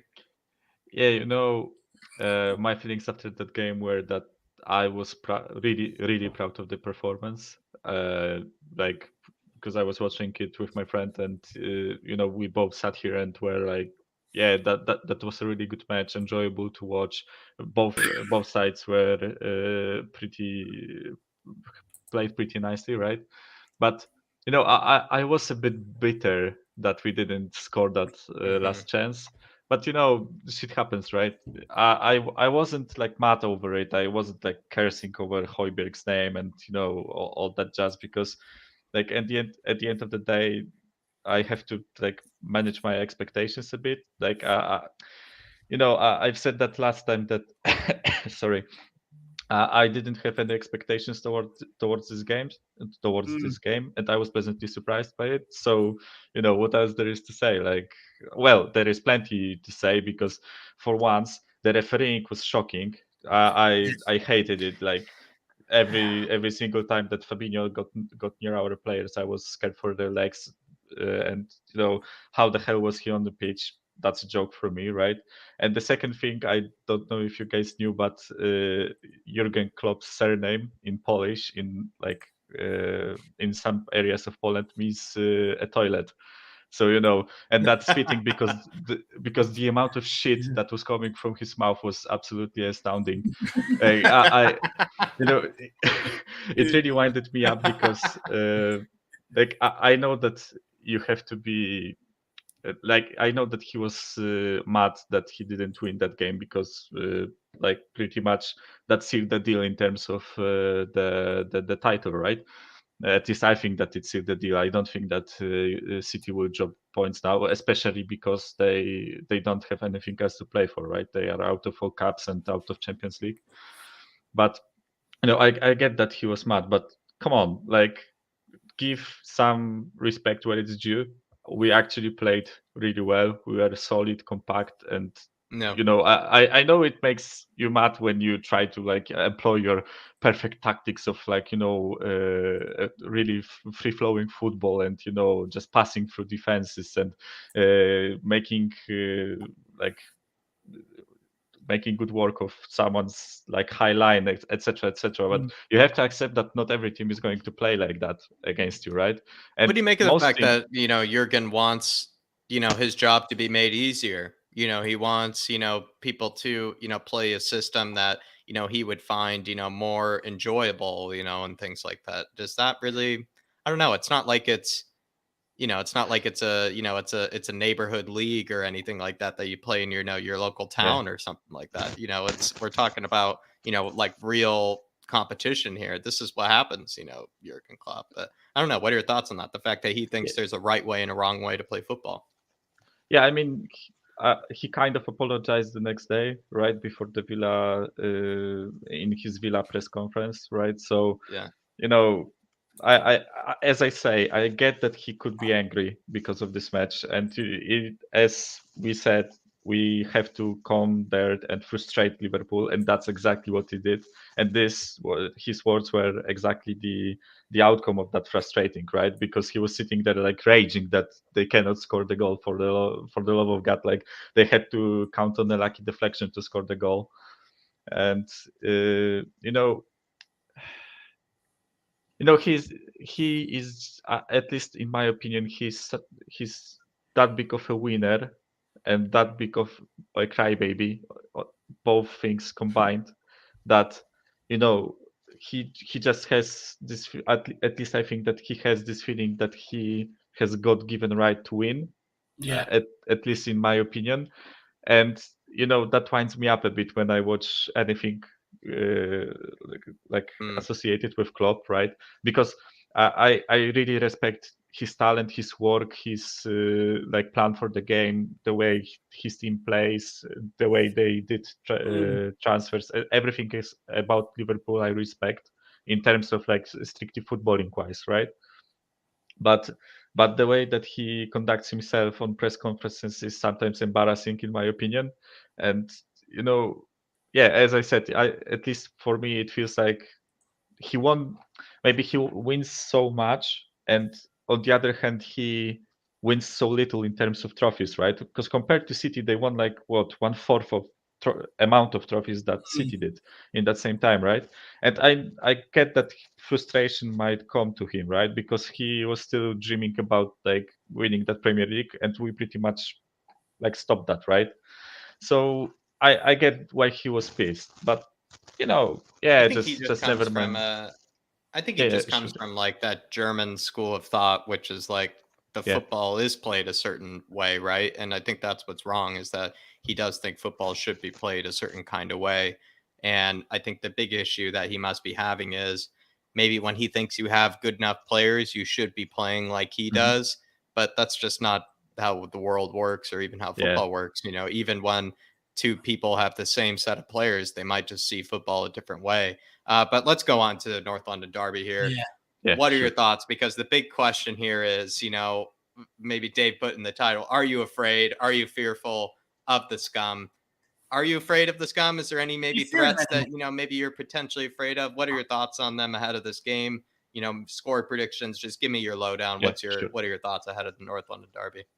Okay, so my thoughts on the matter are that I think that if we play like we did against Liverpool, and I don't mean like tactics wise, but I mean like how focused we were and how solid we were, I don't think that Arsenal can hurt us in any shape or Yeah. form, because there is many things in factor here, right?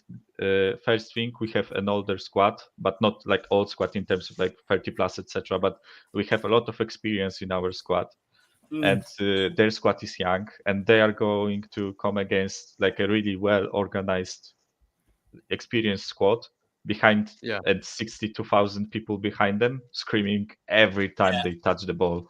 Every fucking time they touch the ball, it's Right. going to be like living hell, right? So, in my opinion, like everything points out that to the fact that we shouldn't struggle against them. I think that also we have enough quality in the Yeah.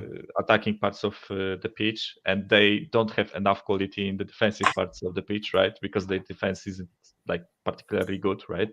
So I think that we will have enough quality to break them down, and if our defensive is as solid as it was against Liverpool, they won't have enough quality to break ours down. At least that's my opinion. What I'm most worried about is something stupid happening, like someone gets a red card, or we give away a dodgy penalty, or someone gets injured. Like, I'm really worried that out of frustration, when we Yeah. are winning like 2-0, fucking Shaka breaks Son's leg or something stupid like that. Of course, like, touch wood, I don't, like, please Yeah. I know God, what you mean. I hope that it doesn't happen, but I'm really worried that you know I just don't want bad things to happen. I want this game to be like competitive, but Yeah. fair. I Oh, it want could be this, competitive, all right. It yeah, will be. competitive and fair, right? So I don't want us to, like, I'm afraid that we will get that win stolen from us because something stupid might happen, and that's my biggest worry. And speaking of which, like, the most important thing for me is not if we get top four, but I think this should be like a statement win, because Arsenal has been given like 4 wins pretty much over the past 2 weeks, like for free. I think that Dark Sanji posted a comment about them scoring in like third, fifth, 13th, and something minute, right? Yeah. All in the And three early of in the those first goals half. three of those goals were given to them by Yeah. opposition defense, Two of them right? by goalkeepers. Yeah, 2 of them by goalkeepers, 1 of them by Chelsea, I think, was Yeah. like that shoddy pass back to Mendy. I feel like if we don't do anything stupid, there is like literally nothing that they can do about trying to win. And Yeah. I am confident. I want us to absolutely batter them, like destroy them 4-0, because that also matters. Because if you destroy their confidence, because like they are like rising in confidence right now, right? Because they beat like Chelsea, Man United, West Ham, Leeds. They are scraping results, and everyone starts picking them up for some reason. Like everyone's just, oh, Arsenal are playing so well, right? They aren't. They aren't playing well. They barely won Yeah, but then do you think they're against being 10 man given Leeds, gifts right? then? I agree with you. They're not really playing that well, but they're getting a lot of wins, on the Yeah. bounce. And Yeah, do you think they're being like, given a lot of gifts, and maybe the yeah, point that you're trying to fuck bring yeah, up here they is are. that Spurs just don't need to give them any gifts, right? And then we'll probably get a result if we don't make any mistakes and give them gifts like the other teams have been. Yeah, exactly that. Like, I feel like, as once again, if we are solid and focused and compact, Right. I don't think that they can damage us in any shape or form, right? Because like they have a lot of future talent, in my opinion. Like, if they keep that batch of youngsters for next 3 to 4 years, they are going to be really good. And if they back that team with some experience, and they do business well, right? They can be really dangerous. But right now, I feel like there's something missing in that team. Like, let's be honest, like what they have also like 15 players capable of playing. Like, we have 13 or 14, right? They have 15. So their squad is really small. It's inexperienced, and I feel like that experience will be the key factor on Thursday. Yeah. Yeah, I do too. I also think not only the experience but the aggressiveness. I mean, look, even in talking terms of experience, I mean, Aaron Ramsdale is going into his second North London derby. Hugo Lloris going into his 21st. Yeah. It's absolutely crazy. I think Harry Kane has racked up 15, 16 North London derbies now at this stage. Son must be in and around the same. I mean, I do think the experience will tell going into this game. In all honesty, Michael, I just think as well. I think we're more aggressive than the Arsenal team as well. I think these sort of games will suit us more than what it will them. The only thing I'm worried about is them just sitting back, not coming out and playing, looking to take a draw. How do we cope? How do we break them down? But look, Spurs fans better be scared because the almighty Ben White is back. Apparently, that's what they're all crowing on to now. But look, Michael, yeah, Ben Shite will pocket Kane, right? Of course he will. Ben Shite. I mean, this, as I said this earlier on the national channel. I mean, they spent 50 million on the guy. If they just wanted a tube of whitener, they could have just went and got a bit of Colgate. It's absolutely ridiculous. It would have cost them grand. I could have saved them 49 million. It's absolutely ridiculous. But look, Michael, just think about it, guys. We paid, or we will pay, less for Romero than they did for Ben White. Just let that sink in. Just let that sink in, right? Romero costed less than Ben White. And who said? I know who it's said English tax, right? But who said Paratici's not a Don, huh? But look, Michael, what's your most memorable? What's your most favorite North London derby moment? So I'm not. I've said that plenty of times. I'm not a fan for a long time, right? I've been following Spurs for like 3 to 4 years. So my most memorable one in terms. The one that I watched live was the 2-0 in an empty stadium that we won with Son's beautiful goal from like 30 yards and Kane's goal. And the most beautiful thing about that match was that that was also the match where our experience showed. I felt like, because if I remember it correctly, in the first half they were really on the front foot, and they were attacking, and they were creating like dangerous chances, and we just caught them on a break twice, like ruthless. We are seriously ruthless. And also one really important thing about that match: the highlights from AFTV are bloody hilarious. Yeah, they had that like OG squad of like Troops, DT, all those guys, and those highlights are absolutely hilarious. I watch them like once or twice a month, just as a reminder. I hope so. But in terms of like awesome games between those two clubs, the 5-1 in the semi-final comes to mind, right? I watched. Let me just ask you then, what's better, Sonny's goal that you're talking about, that North London derby 2-0 win, that right-footed, long distance, or that one that he just scored against Leicester City? Because I thought they were kind of definitely similar that goals. definitely that against Arsenal. Wow, that one's magnitude of the better. game. Yeah, definitely for me because, maybe in terms of like finesse, the Leicester one was a bit better because that ball Right. just perfectly curled into the corner, right? But in terms of like how unexpected that goal against Arsenal was, right? Because I True. saw Sonny like picking up the ball at like 40 to 50 meters in the halfway line, and suddenly he just pings that absolute stunner out of Makes it look fucking so nowhere, easy. right? Yeah, Yeah. he made it look so easy, and he caught like the keeper off guard. And in that case, I think that this one was better for me. I love it. I agree.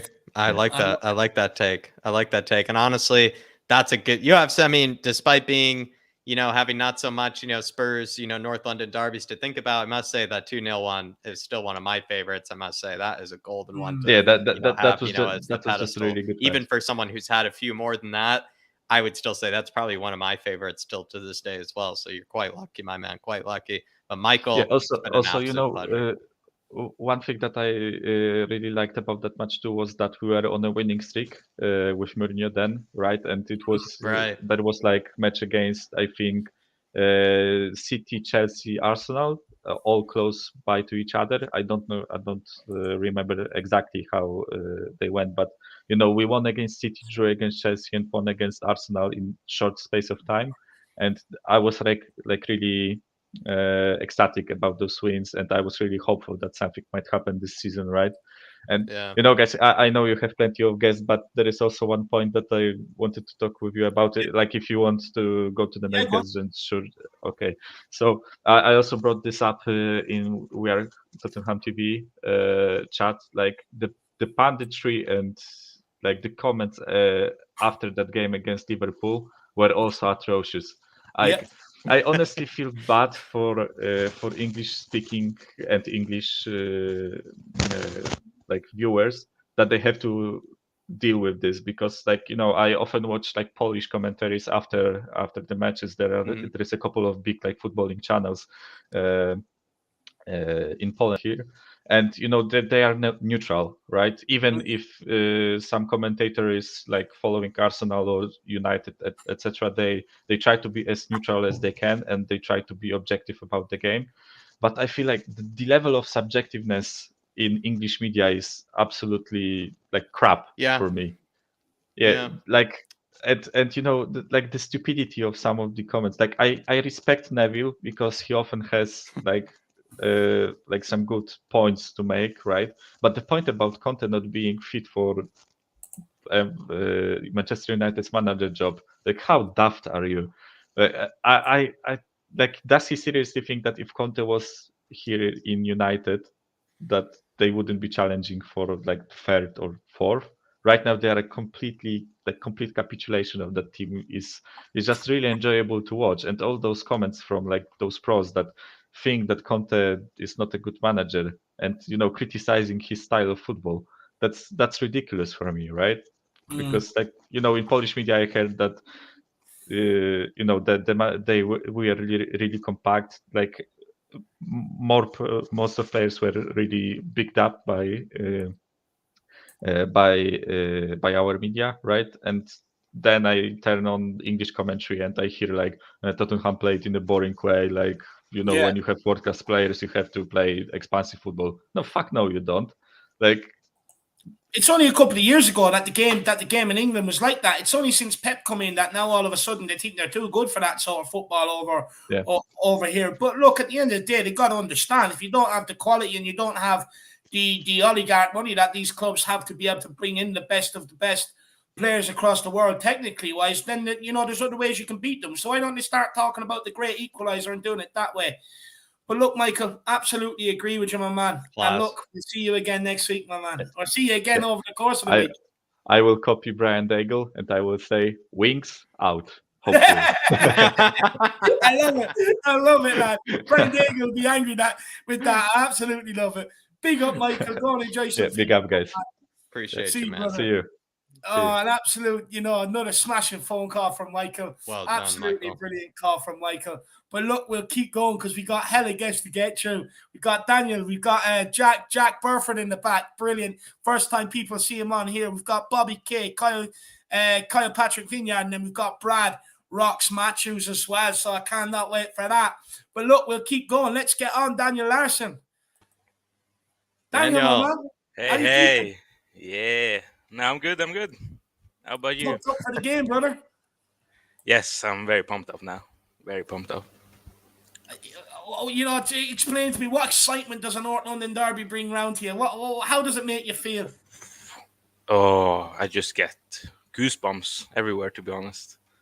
Yeah. And if we win, nerves? Is it more nerves? Is it more excitement? You know, kind of goosebumps. What well, kind? right now it's more excitement, I would say. I'm not really nervous now. I think we're gonna absolutely smash them. I don't think. I'm just gonna go on the rant here. Yeah. I don't think Conte will allow these players to lose, yeah, or to just fall on the knees. It will not happen. Nope. Yeah.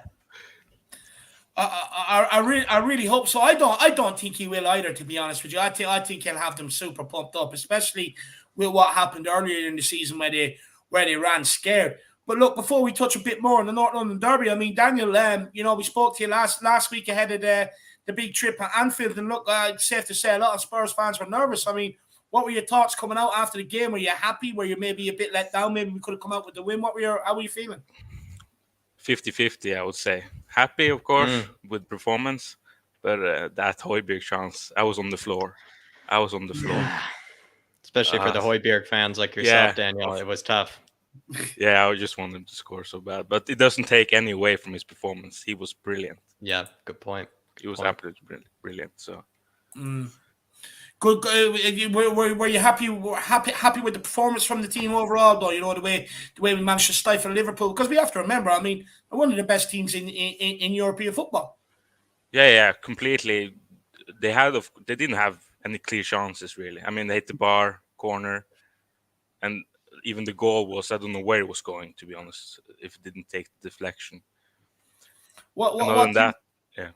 Yeah, 100%. And come here, what do you make of the refereeing decision about Fabinho? I mean, look, Michael Oliver was touted as one of the best referees around England, not afraid to dish out a red card and get a handle of the game, apparently, but completely failed when it came to Fabinho. I think after 25 minutes, half an hour, can't turn around to referees like, that's his fault one. Yeah, I can't believe he didn't get sent off. I mean, what's going on here? Was he smart? What do you think it was? You know, maybe treated, you know, the referee to, you know, a nice night out beforehand, you know, Daniel, you know, in Liverpool. He invited him to a brothel or something. It seems like it. So he could score, you know. 100%. Teresi let him have a go with his wife, one or the other, my man. Yeah, but something look, like that. You know, what do you think of Conte as well? You know, hitting back at Jurgen Klopp today. You know, saying to him, just stop looking for excuses. You know. I loved it. I was yesterday. I was going to talk about it here. I thought, because I was thinking about it all the time. But then Conte just said it. He said it, so I don't need to say anything. Keep your opinions, your stupid opinions, to yourself. You don't have a fucking clue. The football is a game about tactics, and we set up the best way to be able to win the game. The end of story. Yeah. And if you don't like that, leave. Mic drop, Daniel. Mic drop yourself, my man. I love that. Well put. Yeah. But it's good to have a manager, right? It's good to have a manager, Daniel, that, you know, that's defending us, you know, that also as well, you know, is saying, like you just said, you know, saying the thing that you were going to say, you know, to Klopp, if you were on that podium, that's what you would say. And it's good to have a manager that does that. Oh, I love him so much. Love him. He's brilliant. Now, what are your thoughts maybe of him, you know, talking about this North London derby fixture? He was, you know, pointing out that, you know, it's quite convenient, you know, for Arsenal, the way that it's, you know, it's been rescheduled. You know, he spoke about the COVID, you know, situation with them, saying how that's a bit, you know, unfair because we had to play a game where we had like 9 players out with COVID at one stage. Premier League couldn't, you know, bend over for us, but apparently they could bend over for Arsenal. He also defended us in that regard as well. So Conte was full of it. Yeah, and he also said he wasn't going to whine, of course, like Arteta did. Oh, I love it. I hope they have a little scuffle on the sidelines. I hope Get the- Højbjerg, get the- walks over to Yeah, Arteta's touchline again. Yeah. Yes. Oh. I still get flashbacks in my sleeps of Højbjerg standing over Arteta in the preseason in that cup. Still get flashbacks of it. It's absolutely unbelievable. I think the Lego man's quite lucky that he didn't have to play in the same era as Højbjerg, to be fair, because Højbjerg would have probably had ended Lego man's career, Dave. If they were actually let's say, Dave, Lego man, North London Derby coming up against Højbjerg. And he would have probably sent him into the, fully into the South End, Dave. He wouldn't be ready, to come up against Højbjerg, in the midfield. So I think that's actually probably what Højbjerg was doing, actually, in that preseason friendly. Was just showing, to Mikel Arteta, listen, you're lucky that you didn't get to play in my era. Yes, exactly. Twice the player as well, in my opinion. Twice the player. Probably will be twice the coach, because a lot of people think that Højbjerg will be an eventual coach in the future. He'd probably be a better coach than the Lego man. Much better hair, I must say as well. But Daniel, anybody in that Arsenal team that you're afraid of, or are you just going into this full confidence? Anybody that you maybe have a bit of concern for, like an Odegaard? He is good. Yeah. But, yeah. Yeah, I think Odegaard and maybe if Martinelli, to be honest, does scare me a little bit. He's a live wire attacking. Yeah, but other than that, if Eddie and Krapia plays, I don't rate him. I just don't rate him. He's not good. 100%. I mean, Romero will just don't get out of here. What are you doing here? I love that. How do you think Arsenal will approach this game? Do you think they'll be happy to come out with a point and sit back and be pragmatic and put the onus on Tottenham to attack? Or do you think they'll actually surprise us, like the bottom duo kind of mentioned earlier on in the super chat, and come out early and look for an early goal? I don't think they will surprise us. I don't think anything they do will surprise us. But I don't know if they set up for a draw, is that going to confirm them top 4? Or do they have to win? No, they'll still be 4 points ahead with 2 games remaining, but more or less confirms top 4. Well, maybe, but I don't think they can, to be honest. They don't have the capacity to park the bus or something, or hit us on they don't have the defensive unit. Again, it's just so annoying because I just don't rate them, to be honest. I just don't see it. You don't even like talking about them, Daniel. That's what I can tell you. You don't even like talking about them. He doesn't even like listening. I mean, to them. fucking Holding and Ben White and Nenny. What? It's a bit boring. They shouldn't be there. And Tavares. Kulu's gonna give him. He's gonna need therapy after the game. I hope so. I really do hope so. I can see your hatred for them. I'd say you sit there in disbelief every evening, my man. But look, do you think that Arsenal are only in the top 4 running purely because they've been playing 1 game a week all season and they haven't had to deal with European football? Yeah, I think so. I do think so.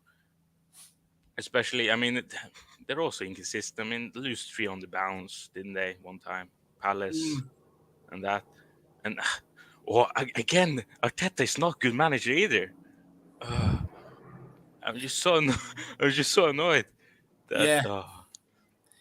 He's Pep's side bitch, Pep's corn man. That's all he'll ever be known as. He'll never ever get the respect whatsoever.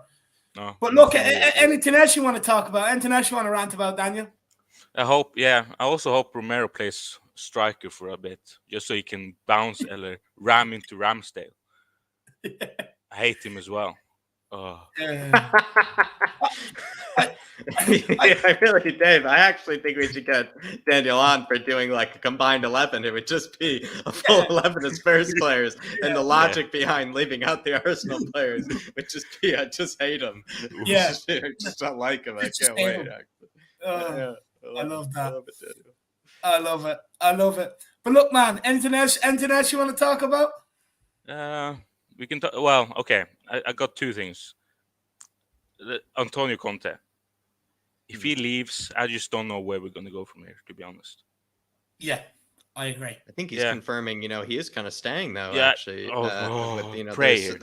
There's more news that, that he's staying than that he's leaving, it feels like. I think all the news that he was leaving, seemed to be coming out when we were having, those not so great of results, in my eyes, Daniel. And now that we've gotten, towards the end of the season, all the news that's coming out is that, he sees a future with Spurs. I think Sheringham found out a few warnings today saying that he believes if we don't get top 4, Conte will walk and stuff like that. But I don't think so. I'd be very surprised. I think if Conte's been promised a back, and I think he sticks around, to be honest. Yeah, I'm also sorry of people who. I mean, I love Poch. I do always gonna love Poch. But if you want him back when you have Conte, I'm sorry, but you don't know. Yeah, you don't know stuff. I'm sorry, you just don't know. No, look, it's a tough one. It's a tough one with that one. So it is. But look, Daniel, really appreciate your time, my man. Yeah, love your explanations for Arsenal. Sorry, just one more thing. Sorry, the Daily Mail, are they reliable? No, I wouldn't say. No, because they linked us to Joachim Mähle. Oh, and I woke guy. up to that. Yeah, go on. Yeah, sorry. Yeah, the Atalanta guy. That's all I was saying. Yeah, we've been heavily linked with him plenty of times. It'd be nice. Would you want him? Is that your guy? Is that the person? That's my guy. For? That's love that. And also, so one more last thing. Harry Winks. If anyone rates him, no, I can't take that either. No, I'm sorry. I can't. The people actually rate him. That's the problem. That's the problem with football. There's a reason why Harry Winks posters exist, why you can buy them, because, there's obviously a bit of a fan club out there and a bit of a demand for them. There's a reason why Harry Winks posters and that exist. It's absolutely ridiculous, and I agree with you. I mean, look, the sooner the guy goes and the sooner we can just because honestly, I know people called Nuno the gnome or the statue, but that's a bit like Winks is, because he didn't do anything. He's just there. He's just on the team sheet or on the bench every week. Casper the Ghost. Exactly. Especially when we're playing in midfield, my man. Because people just run straight through him, lad. 100%, Daniel. 100%, my man. Yeah. Well, it's ridiculous. Well, thank you again for having me on, and appreciate you coming on, Daniel, as always. And hopefully, the next time we come on for the next fan show, we'll be celebrating, the North London Derby result. Maybe as well, I guess we'll be talking about 2 different fixtures. Maybe Daniel, because we'll have the other one coming up on Sunday too. So hopefully, good news to be reporting on. If not, looking forward from a nice rant from you. Like I said with Michael, Daniel, really do appreciate you coming on yet again. Hopefully, we can make this a regular occurrence because, like I said before, want to get to know you. We want to figure out what you like to talk about. What your jokes are, your sense of humor. I could tell Dave, Daniel has a good sense of humor. So these kind of things. So looking forward to speaking to you more, Daniel. Really appreciate it. And just quickly before you go, Timmy wants to know where you're from. He says you have a wonderful accent. Yeah, I'm from Norway. There you are, Timmy. Thank you very much. Kind of sounds like Holland, actually. The way, at least in the way that he talks, it kind of sounds like Holland. Very no nonsense. He's very no nonsense, like Holland is. The way that he talks. I think that's just the way we are. But anyway, I love well, thank you so much again. Yeah, look, and I'm sorry, but I gotta go to bed now. I gotta go to work in the morning. Yeah, so no worries. I'll see you, Daniel. See you, my man. Thank you for coming on, brother. Man. Thank you very much. See you, brother. Bye-bye. Great call in from Daniel there, all the way from Norway. It's great that we get to speak to so many fans from all across the world. That's the great thing about this. So best many banter, I would say best banter tonight, Dave, has come from Daniel and Michael. I mean, who would have thought, these guys, Michael talking about, all he was hearing from Jurgen Klopp's mouth was just shit, being, spat, Daniel, just saying he hates every single Arsenal player, finds them boring, can't even, bother to talk about them. So I must say, everybody step up the banter game because it's coming from Daniel and Michael in a very good way. Loving it. I love it. But look, we'll keep moving. Let's get on. Jack, this is a guy I had the privilege of speaking to on Spurs Related. Really had a good conversation with him, a good laugh. So look, let's get him on. Jack, my man, it's going to be confusing. We have 2 Jacks on the panel right now, but how are you keeping, brother? You're on mute. Hello, can you hear me, mate? Loud and clear, my man. Loud and clear. How are you keeping, brother? Am I good to go? Good to go, lad. Oh, I'm brilliant, thank you. I'm glad to make my debut here. I've been looking forward to getting on and chatting to you, lads. So yeah, always got the technical issues. Wanted to plug these in, make sure they were charged. I love it. I love it. But look, before we start ripping into Arsenal, Jack, I mean, I just want to know what your thoughts were of the result at the weekend at Anfield. Oh, to be honest, 100% well-earned result. To be honest, we could have come home with 3 points, but fantastic day. I was lucky enough to be there. Got a little match vlog for Spurs related, and it was an absolutely brilliant day.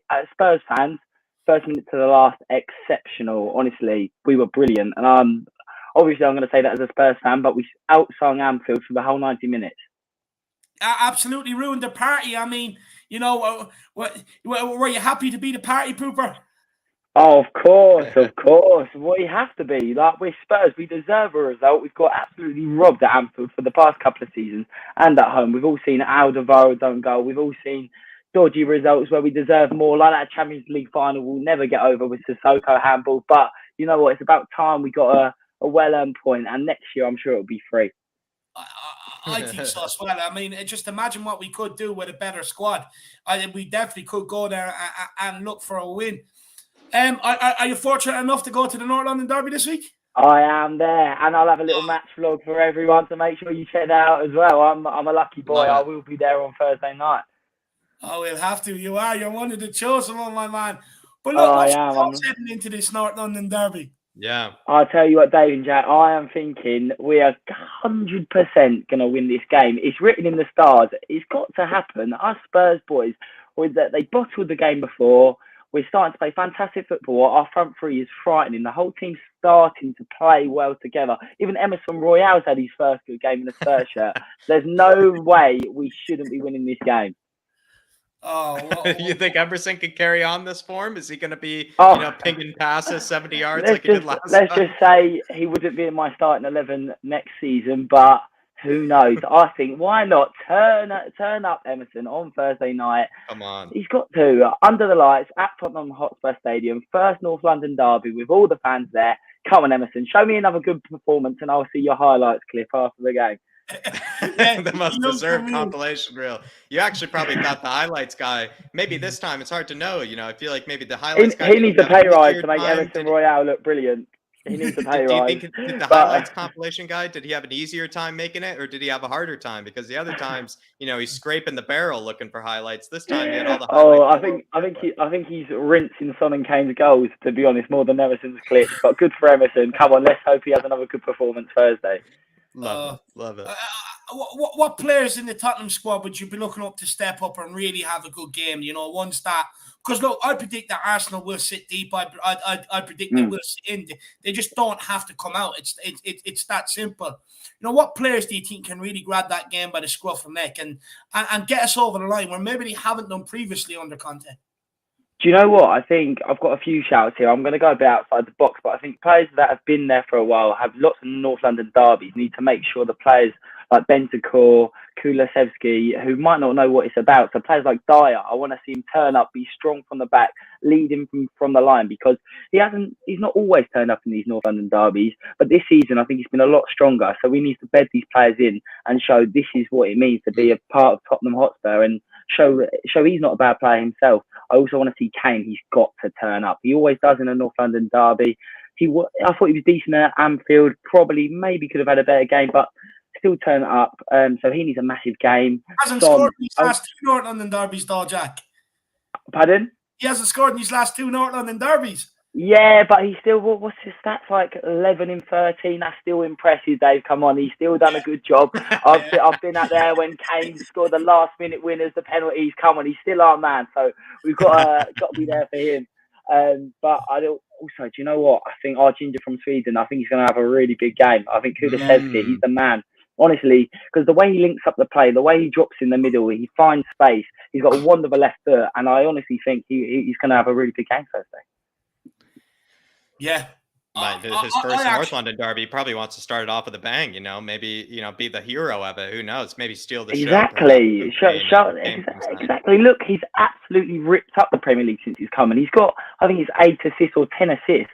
That's more than Odegaard, who's Arsenal's most creative player. Yeah. And he's only joined in January. So So show us what you're about, Kulusevski, and I can't wait. I can't wait. He's been unbelievable since he's come in, Kulusevski. And you're right, it's 8 assists, and I think it's 3 goals. And 8 of them assists has been, 5 of them 8 assists has been for Sonny. You know, for such a young guy to come in and strike up a partnership and not be intimidated by how good Sonny Kane is, you know, because that's been used as an excuse before for anybody coming on the right-hand side, or they're intimidated by Kane and so this, that, and the other. For him to come in and do that, it's been unbelievable. Does he deserve to be up there for signing of the season? Oh, 100%. It shouldn't be a question. No, everyone, Eriksen, been fantastic at Brentford. Obviously, Luis Diaz has been fantastic in the Champions League. But Kulusevski has fitted Spurs like a glove. And Paratici definitely deserves a lot of credit for this signing. Because, in my opinion, when I was watching all the highlights and looking at him, I didn't think maybe he would be the perfect fit. Not the standout name that you'd expect, but he's been brilliant. I think he slots into that right-hand side perfectly. He's creative, can get a goal, and he seems like a good member of the squad, and he seems like a likeable guy. So long may it continue. Credit to Paratici. Interesting. Jack, anything you want to ask Jack on Paratici or anything? You know, there's plenty to ask. But I kind of want to keep on this North London Derby theme. Yep. I'm going to continue to ask, the same question I've asked everybody, and I've gotten different answers here. Anybody in that Arsenal team you're a bit afraid of, or are you kind of like the rest of them where you just couldn't even care, and honestly you're kind of bored even talking about them? To be fair, I'd like to keep a neutral hat on sometimes. Obviously Spurs is always going to be my team, but I do think they have some really good players, and I don't think we should dismiss them, because they can on their day be a good team. And I think Odegaard, to be fair, is a fantastic player. I think he links up the play brilliantly. He can drop in, he's pull the strings exactly, find those game changing passes. Saka, obviously a fantastic player as well. That he's been much better this season, and that shouldn't be discredited. I think Gabriel is strong at the back, but I would also say there is no one we should be scared of. No one we should be scared of. Romero, 100. Honestly, looking at it this way, when I see Spurs' team, and this is from a neutral point of view, I think Kane, Son, dangerous. I think Romero at the back, absolute beast. I think Lloris in goal, strong. These are proper world-class players. There's no one for Arsenal that I think, oh my word, I'd take you in a heartbeat. And I don't. Yeah. And I think as this Arsenal team as a unit is it's a well-drilled team. But looking at standout world-class players, I've been a lot more scared in previous years, like when they had Sanchez. When we all talk about Kane's fantastic goal too, they had Alexis Sanchez, Mesut Ozil. These were players we were properly scared about. But there's no one in this Arsenal team currently that I think this year we need 2 men on you. Do you know what I mean? Yeah, I know exactly. Actually, I mean, the way he put it there, where you just said, they maybe look a bit more intimidating as a collective, more than on their individual, parts. They're not as intimidating as individuals, more as a team. I think that's a great way actually to put it. And in fact, I kind of agree. I think if I were to look at Odegaard by himself, not as afraid. If I were to think about Odegaard in that system, a bit more afraid, but Odegaard by himself, not so afraid. I think I agree. And also, like maybe Dave said, actually sounds more like an oven, kind of cleaner than he really does sound like a footballer. So there's no reason, to be afraid there, Jack. But another quick question here is maybe what are your thoughts maybe in the fact that Spurs, they do have to get all 3 points here. So do you expect, maybe Arteta to line up defensively, or do you think he's just going to be a bit naive and, kind of play the game that they've been playing, which is that very high press? I had a funny feeling you would ask a question like this, because I was thinking about this earlier before I text Dave, and I was thinking that I wonder what they are going to do, because it's really interesting. I think they are going to take, if I was Arsenal, from an Arsenal point of view, I think, why wouldn't they? Their high press has been working. It's worked really well for them. They got points against Chelsea, 6 points against Chelsea and Man United. So you'd think they'd come in with the high press, strong mentality. But honestly, I think they're going to come into a shell. I don't think they're going to be able to handle it. I think it's going to be a fortress Thursday night. They're 4 points ahead of us, so I think they're going to sit on what they've currently got as a 4-point gap. And I think we're going to tear them to shreds. Honestly, this is a very optimistic point of view, but this is me. But honestly, I think they're not going to be able to handle the occasion. They've got young, inexperienced players, albeit good players. But I think with the names we have, with the structure we have, don't forget, our manager is Antonio Conte. He's born to these occasions. And this is what he's going to put it out the bag on Thursday. And he's going to show us why he's a world-class manager. And we're going to properly heat the pressure on Arsenal. And it's going to go down to the last day. So, boy, we've all got to be up for it as a fan base. If you're there, make your voices heard and get behind the boys. Where do you sit? Where are you sitting in the stadium, my man? I'm East Lower. I'm lucky enough to have a season ticket in East Lower, so I'm right next to the pitch. So hopefully you'll catch me on the telly, and you can hear my loud voice in the stand. We're going to need it for the tactical breakdown, it sounds like, because he's going to be seeing everything as well, potentially. If only, you were there to see that Anfield game, because you probably could have then see, the brown envelope being passed from Fabinho over to Michael Oliver. You were there. I was there. I was at Anfield, but I wouldn't be surprised if there was any dodgy dealings. I was on Spurs Related talking about how much of a strong player I personally think Fabinho is. I think he's a fantastic player, but my word, he gave away a lot of fouls. And I don't know how he didn't pick up a yellow card sooner. So credit to Højbjerg. Well, you were in Liverpool. It's a nice night out. It's a nice night out. He probably just took Michael Oliver, to one of those many pubs. When I was there, I noticed there's some good Lebanese restaurants and things like that. So maybe just took him to a nice, humble Liverpool night out. And that's all Michael Oliver needed. Exactly. Yeah. We just need. I don't mind if we get away with a bit of stuff on Thursday. There's nothing wrong with that. We got our point at Anfield. Let's take it and let's make sure we finish the season strong. Oh, absolutely love that. Absolutely love that. But look, Jack, we'll be seeing more of you around here for sure, my man. Really, really pleasure.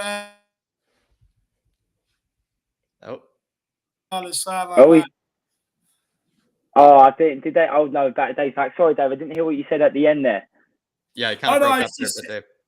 Oh no, I was just saying, look, it's been an absolute pleasure speaking to you, and that, I've really enjoyed the conversation. A lot of people in the comments love you, and we'll definitely be seeing more of you around here. We'll definitely get you on a panel show like I was discussing with you already, my man. Smashing debut. But, yeah, exactly. Oh no, honestly, I love it here. The community is great. I absolutely love tuning into your videos, Dave and Jack, of course. But yeah, hopefully I'm going to start my own channel up and soon and start the presenting journey. So yeah. Nice. Love it. Nice. Smashing debut as well, I would say. Kulusevski-like debut, 9 out of 10. If not, maybe could have, almost had the 3-goal contributions, bagged the brace on the debut. Absolutely class. And yeah, I would say looking forward to having you on some panels. Looking forward to having you. Maybe we'll have instead of Kaniki answer me, be a Jack answer me of some sort. I like it. And yeah, looking forward to the journey. Looking forward to getting to know you more, my man. Before I go, I just want to quickly tell you my favourite North London derby before all of us forget. I just want to say, I'm taking the presenting bit here, so I don't mean, but I just want to make sure I get my answer across. Honestly, I want everyone to bring their minds back to that 4-4 draw at the Emirates when Modric scored, when everyone wrote us off. Do we all remember that?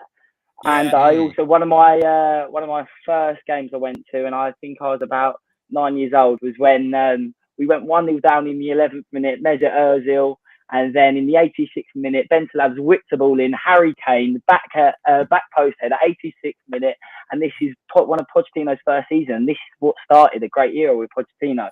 And yeah, honestly, so thankful for Pochettino, but now it's the Conte era, and this is where hopefully the trophies start coming.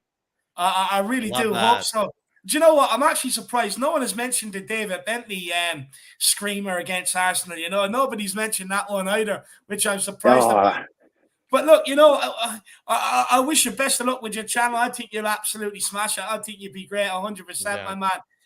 Any ideas on channel names? Just in case before channel. Do you know what I'm thinking there? I'm thinking it might be because my friends call me Jacko, my family call me Jacko. I'm thinking maybe Jacko on tour, because I'm going to do some match vlogs, start a podcast. So maybe something like that. So look out for me, guys. Rings. A podcast, and hopefully in a couple of years, Sky Sports. That's the aim. But let's wait and see. I love it. I love it, my man. I love it. But look, if you need anything, any help or anything like that, or anything we can do for you over here, simply just ask me. You have my number, my man. Just ask me, and we'll definitely help you out, brother. Oh, lads, I massively appreciate it. I can't wait to be back on soon. And yeah, keep smashing it, guys. Enjoy the stream. I'll be watching in the comments. No, I appreciate it, Jack. Everybody, first time call here from Jack. Give him the love in the comments. Let me know what you think of him, because we're going to be seeing a lot more of him. Big up, Jack, and enjoy the game on Thursday, my man. Singing. Andy, come on, you Spurs. Proud. Come on, you Spurs. Come on, you Spurs. Big up, Jack. Jack, it must be something in the name, too.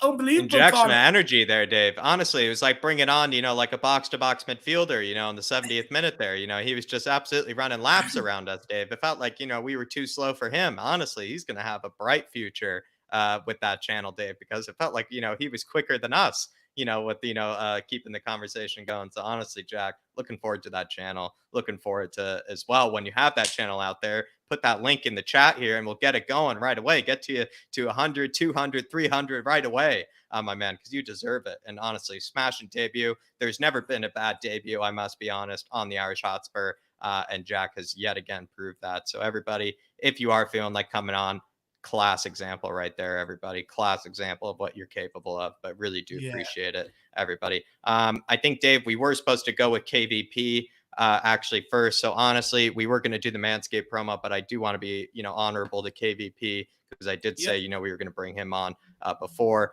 So KVP, how we doing, my man? Good to see you. Come on, Kyle. Yeah, I'm good. Well, first of all, before we get into London Derby, because I know you're dying to have a go, but I know you were sitting there loving Conte, clapping back at Jurgen Klopp, basically telling him stop looking for excuses. So Kyle, take it away. What's your thoughts on it all? You like Klopp is like Ford Arteta, like stop moaning. He's like Ford Arteta. Yeah, like Klopp looking for excuses. Like he has respect for Conte, but coming out with that excuse, give it a break. You got done over on Saturday, like you did in December. You got done over. Just accept it. And Son has now scored home and away against Liverpool. Yeah. Yeah. Kyle, he's only 2 away from the Golden Boot now, or did Salah score today? I don't think he did. But he's only 2 away score today. Salah didn't score. Exactly. I knew you'd be keeping tabs on it. I know you're all over it. Do you think Son grabs a couple? Do you think Son can take the Golden Boot now? Yeah, he's going to win it. Hopefully he can score at least 3 on Thursday. Then I think back-to-back Golden Boots for Tottenham players. Last season was Kane. This season, Son. 2 Tottenham players have won it. So Kane's got 3. Son will have 1. So that's going to be, back-to-back Golden Boots for back-to-back season for Son and Kane. So Son's going to join Harry Kane, Golden Boot. Since Mo Salah didn't score today, Son's going to score. You mean more salad? Well, Mo Salah, whatever. Mo Salah, since he didn't score because he had to settle for place on the bench. Mo Salah can now watch Son score 3 on Thursday and he'll be ahead. So, put some respect on his name, everyone. Put some respect on Sonaldo. And more respect on it, Kyle. I mean, I noticed that even the goal that he tapped it in with his left foot. I don't know if you ask me. I mean, I can't tell Son how to finish, but for me, it looked easier to finish with his right foot, there when he tapped it in. It felt like, he's getting extra goals with the left foot. He's almost so good with his left foot that he's stat padding by the looks of it, KPV. What are your thoughts on that? With Sonny, he's so good with his left foot. I'm starting to question, is he even right-footed? It feels like, maybe he might even be left-footed. Yeah, I think he's more right foot, but he scored with his left on Saturday, so that's brilliant. Do you do anything with your left, Kyle? Do you write with your left or anything like that? Because it feels like he does everything with his left. Maybe he drives. Maybe he drives on the left-hand side. Well, I don't know with Sonny because it feels like Kyle, the guy. It feels like he's better with his left these days than he is with his right. Yeah, I'm more of a right foot. I think I can score with my right and score with left foot. He's probably right foot. Yes, Nicholas, big up. Yeah, I think he's more right foot. But he's going to score. This will be the first North London derby in front of fans. And we had 2,000 fans when we played them in December 2020. So why not? This will be the first time we've had fans at the new ground in the North London derby. So it's going to be brilliant. It's going to be electric, KPV. And look, I know you also want you're saying this. We were talking a bit earlier on about, the song before the game. There's been a big push for this Can't Smile Without You, but they just can't get it going. Look, it's just not that sort of song. It's maybe something you should sing after games, after a good win or something like that, but it's definitely not one to get the party started. What song do you think we should use? And just before you answer that, I mean, Kyle, you're that popular around the Tottenham community. People come in just to see you, my man. So big up Jimmy Cosca. You got to love it. And Nick Collison saying it's KPV, it's KPV, It's KPV. You gotta love it. You gotta love it. But look, what song do you want to sing before the games, my man? Before when Tottenham are coming out? What song would I rather we sing before they come out? Yeah, instead of Can't Smile Without You. I think we should have the Aussies going to Wembley one, because that was better. That one's better. Aussies going to Wembley, that one would be better. Yeah, it would. You'd be absolutely buzzing. Aussies after you would. Yeah. Absolutely classic, Kyle. Absolutely classic. But I mean, what's your thoughts heading into this North London derby? You know, you're nervous, you're excited. Do you expect to see goals? You think it could be, you know, a very spicy game with everything that's on the line going into it. I mean, Very the performance, them lying, you know, St. Tottenham's Day, top 4 Champions League and stuff like that. There's a hell of a lot on the line. Shaking his head. He's shaking his head.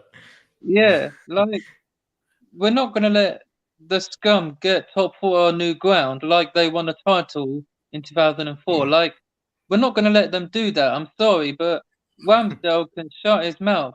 Like, they're not going to get top 4 on our new ground, even if they draw, because a draw would be enough. Like, we're going to beat these lot. Like, Kane loved the North London derby. Son loved it. Like, Toby Alderweireld, Eric Dyer. Eric Dyer scored in this fixture. Like, yeah, so if Arsenal fans think they're going to get top 4 at our new stadium, you can think again. Have you any messages you want to send out to the Filth fans, my man? Yeah, I want to send a message to them. You're not going to get top 4 and you're not going to get Champions League at our new stadium, because you're coming to our house. Your record at our new stadium is poor. You've lost, what, 3 times, I think. Yeah, so their record at our new ground is poor. They think they're getting top 4, no chance. The only thing you're getting is Conference League or Europa League. You're getting Europa League because that's where you belong. Well, you can watch us on Tuesday and Wednesday nights, kids. So, and yeah, Arteta, watch out for Conte, because Conte's unbeaten at home against the Filth. He's not lost a home game. So this man knows how to beat Arsenal.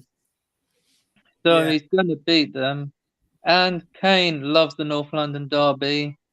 It means everything to the players and the fans. And Teddy Sheringham, I know Toby's going to be watching the game. Big up Toby, Alderweireld, and everyone. Legends. And yeah, everyone who's going. But Ben and Tim are going Thursday. Yeah. Lucky boys, huh? Lucky boys. Yeah. And yeah, this is the North London derby. I want to know, what does a North London derby day look like for Kyle? I mean, what do you do when you wake up to build up to the game? What does Kyle do? I want to know what happens in the world of Kyle. What do you want to know in the world of Kyle, hey? What do you do on match day for the North London derby? How do you build up to it? What gets you excited? Yeah, what's for breakfast, Kyle? What's for breakfast Thursday? Are we having Ben White, cornflakes for breakfast? What are we doing?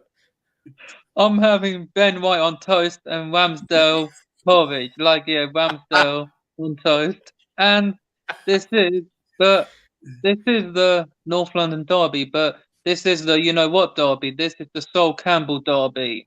Betrayal left us. So he's I know he's going to be watching, but kid, wherever you are, if you're going to keep posting about Arsenal, kid, think again. This is Tottenham, not Filth. We're coming. We're going to batter you. Then you can sit there and watch your old club playing Europa League, because that's where they belong. And apparently, Ricky Sachs, who's a Tottenham fan, said to an Arsenal fan that if he even gets top 4, Arteta, he needs to resign. He should have been sacked at the start of the season. They were poor. They wanted him out. Last time they even wanted him out, they wanted him out. You might as well just get rid of him and just get someone else. But this is our time. You're not going to finish above us since 2016, but this is going to be 6 or 5 times to finish above them. Yeah. Thursday, I'll be in the pub with the fans Yes. watching Love that. Kane. And you're going to ask my favourite North London Derby moment, yeah? Yes, we are. I Mhm. want to know. I'm sure you've got a few because you have one of got the the most good ones. incredible memories Yeah. got the of good any ones. Spurs fan I know. You memorize everything. So tell me, what's your favorite? My favourite North London derby has to be when Harry Kane burst onto the scene in February 2015. He got 2. We won 2-1. And yeah, and 3. There's 3. My favourite 3 North London derby moments. Like the first one was when we won 3-2 at the Emirates under Harry Redknapp. Goals from Van der Vaart. I mean, it was Bale, Van der Vaart, and Kabul. We won 3-2. That was in 22. And then the second one, it has to be that 2-1 win. Kane got 2. Then 2020, 2 years ago, Son stunning goal, and then Kane hit the crossbar, go in. 3. Yeah. Those are the 3 ones. Those are the 3 that I like. So Thursday, we better score at least 4 or 5. Then this place, the new stadium's going to be rocking. It definitely. I'll be in a pub with the fans, and hopefully we can see some scenes. Because if we don't win, then I blame Ben and Sim. So Yeah, we'll blame those put the two. blame on them. We'll put the blame on. Do you get to go to many games, Kyle? Do you go to many games, man? The last game I went to was what?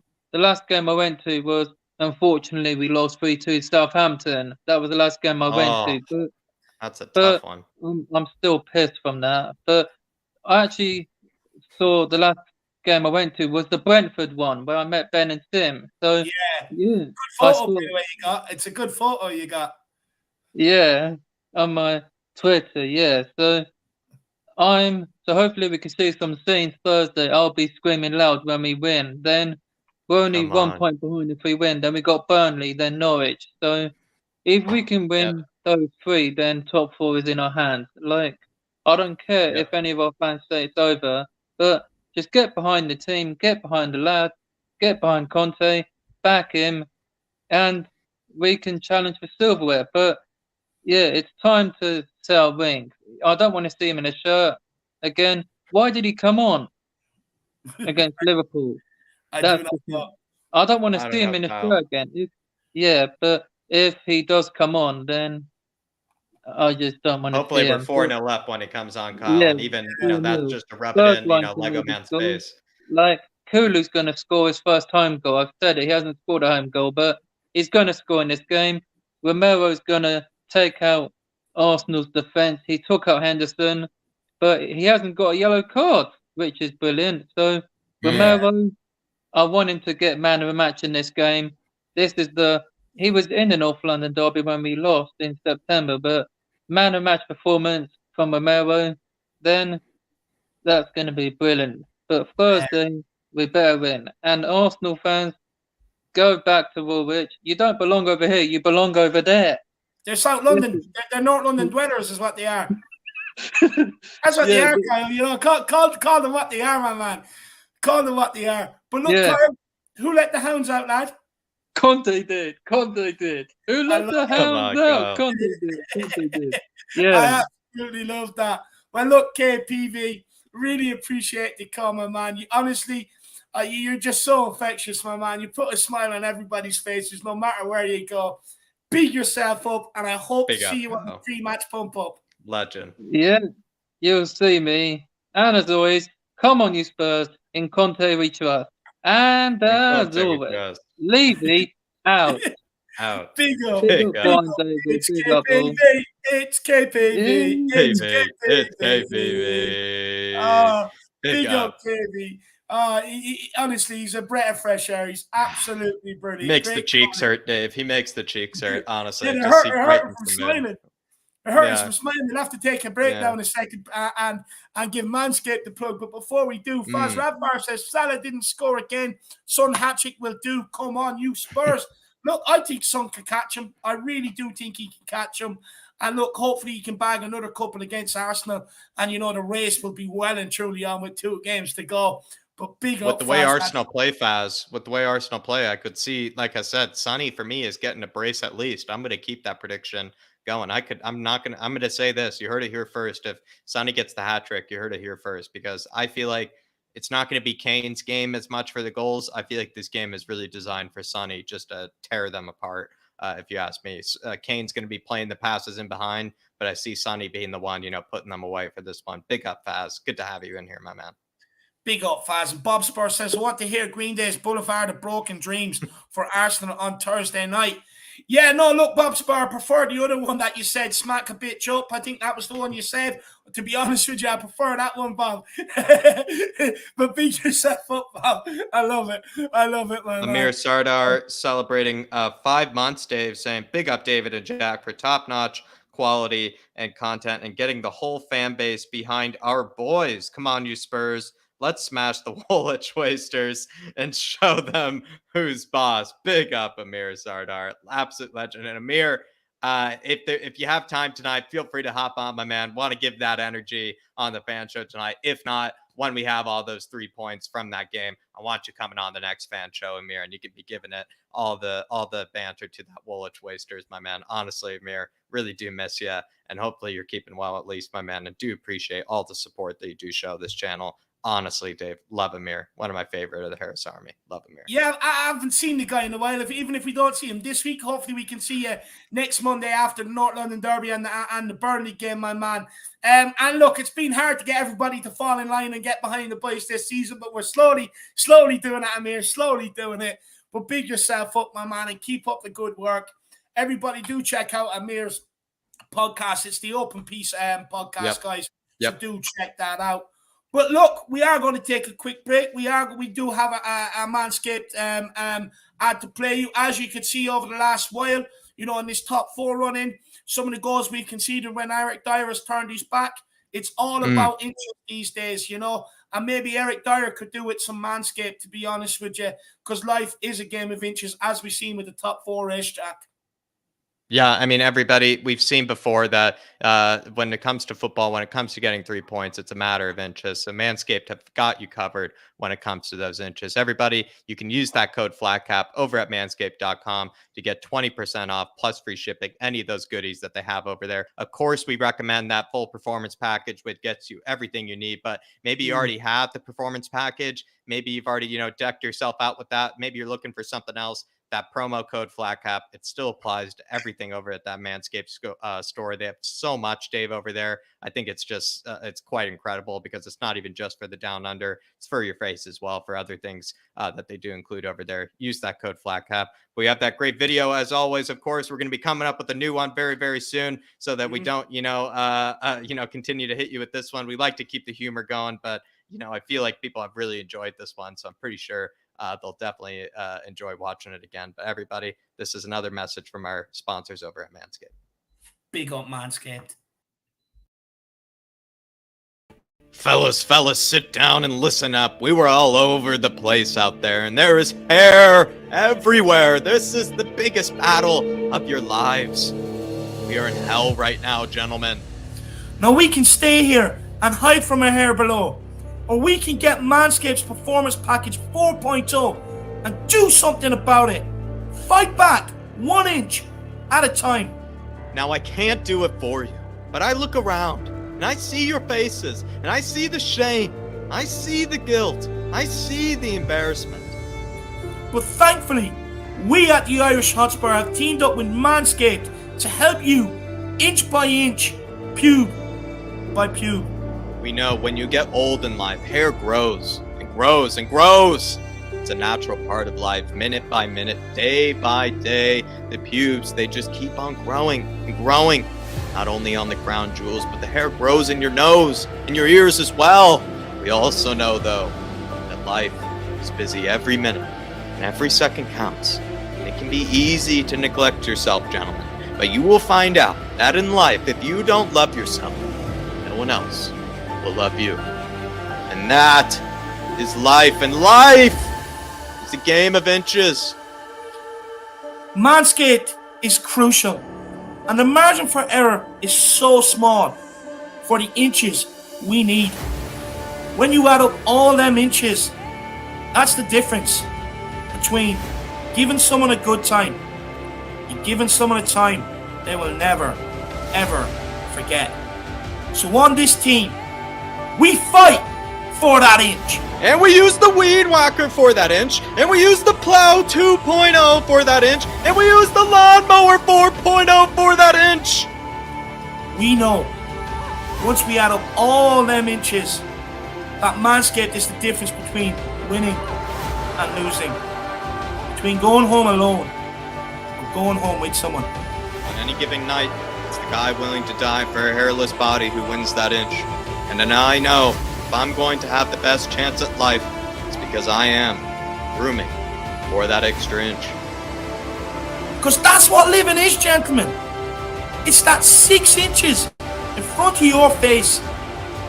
But tonight, look at your partner. Look at them in the eyes. They will see a guy who's willing to go that inch for them. They will see a guy who's part of the Manscaped team. And that guy, that teammate, uses the ball reviver and he uses the ball toner to achieve that desired finish for them and for you. Because you know, when it comes to it, they do the same thing for you. That's what a team is, gentlemen. The moral of the story is that in life, inches matter. So trim that bush. Let's get after them pubes.